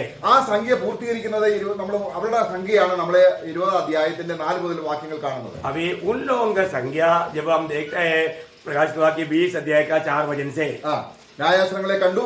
अभी वहां पर प्रभु का सिंहासनों को देखा അവ ഇരിക്കുന്നവർക്ക് ന്യായവിധിയുടെ അധികാരം കൊടുത്തു. और उधर ही बैठा हुआ लोगों को न्याय करने का अधिकार मिला. യേശുവിന്റെ സാക്ഷ്യം ദൈവവചന നിമിത്തം തല ഛേദിക്കപ്പെട്ടവർ യഹൂദന്മാരാണ്. अभी यहाँ पर यीशु मसीह की वचन और गवाही के कारण सिर चेदा हुआ लोग ये यहूदी लोग है. അവര് രക്തസാക്ഷികളായി മരിച്ചു. वे लोग मन रक्तसाक्षी होकर मर गया. ഇവരാണ് സംഖ്യ തികയണം. ये लोगों का संख्या पूर्ण होना है. ഇവർ ഉയർത്തെഴുന്നേറ്റു. ये लोग जी उड़ेगा. ഇത് യഹൂദന്റെ ഉയർപ്പാണ്. ये यहूदियों का जी उड़ना है. ഇതാണ് ഒടുക്കത്തെ നാളിൽ നീ പുനരുദ്ധാനം പ്രാപിക്കും. ये आखिरी दिनों में तुम्हारा उस पुनरुत्थान होगा करके आप दानियल को जो वचन दिया. അപ്പോഴാണ് ഹാബേല് മുതലുള്ള അബ്രഹാം, ഇസാക്ക്, ദാവീദ് ഇവരെല്ലാം ഒരുമിച്ച് ഉയർത്തും. सारे पुराने नियम का भक्त लोग हाबेल से लेकर के अब्राहम, इसहाक, याकूब ये सारे लोग जी उड़ेगा. അതാണ് ഒന്നാം പുനരുദ്ധാനം. ये पहला पुनरुत्थान. രണ്ടാം പുനരുദ്ധാനമോ दूसरा पुनरुत्थान 20-ാം അധ്യായത്തിന്റെ രണ്ടാം വാക്യത്തിലുണ്ട്. जब उसका വെള്ളസിംഹാസനം 20 अध्याय उसका 11 वचन से है. ആ രണ്ടാം പുനരുദ്ധാനം എന്ന് പറയുന്നത് മരിച്ചുപോയ ആൾക്കാര്, ജാതികൾ, പാപികൾ, യഹൂദനോ വിശ്വാസിയോ അല്ലാത്തവർ എല്ലാവരും ഉയർത്തും. ഇത് രണ്ടാം പുനരുദ്ധാനം. രണ്ടാം പുനരുദ്ധാനത്തിൽ പങ്കുള്ളവരെല്ലാം നിർഭാഗ്യവാന്മാർ. जो लोग ये दूसरा पुनरुत्थान में भाग लेने वाला है वो धन्य नहीं,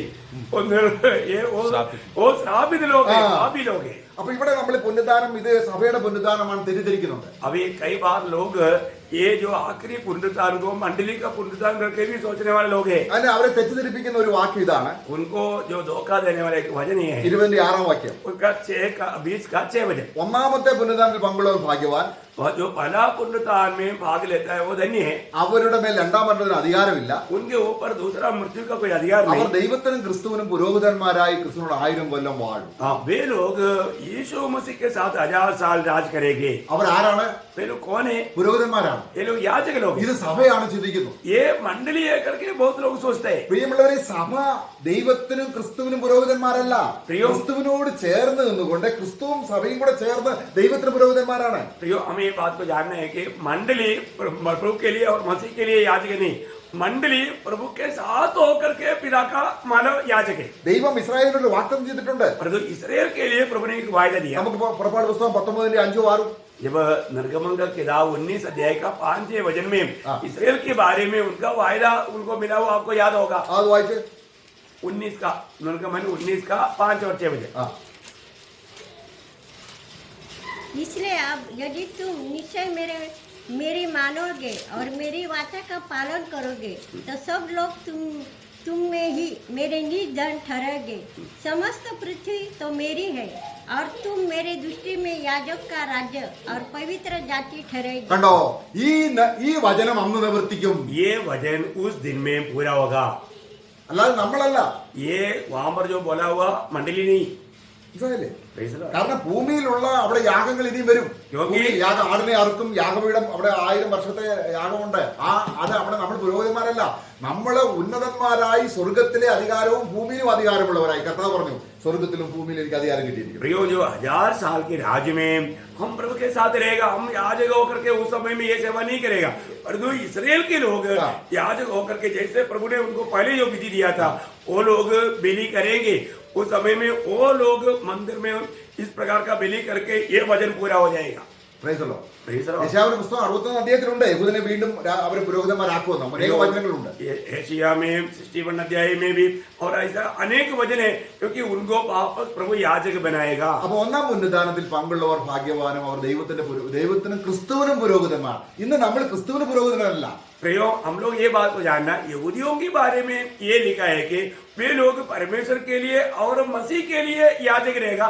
परंतु हम लोग आज मसीह के लिए याजक नहीं, हम प्रभु के लिए मसीह में याजक है. Praise the Lord. ഇത് പുറപ്പാട് പുസ്തകം 19 അധ്യായത്തിൽ പറയുന്ന വചനം നിവൃത്തിയാക്കുന്ന യഹൂദനാണ്. ये बात जो 20 अध्याय 6 वचन में हम देखता है वो यहूदियों के लिए जो वचन प्रभु ने वायदा दिया वो बात पूरा होने वाला वायदा है.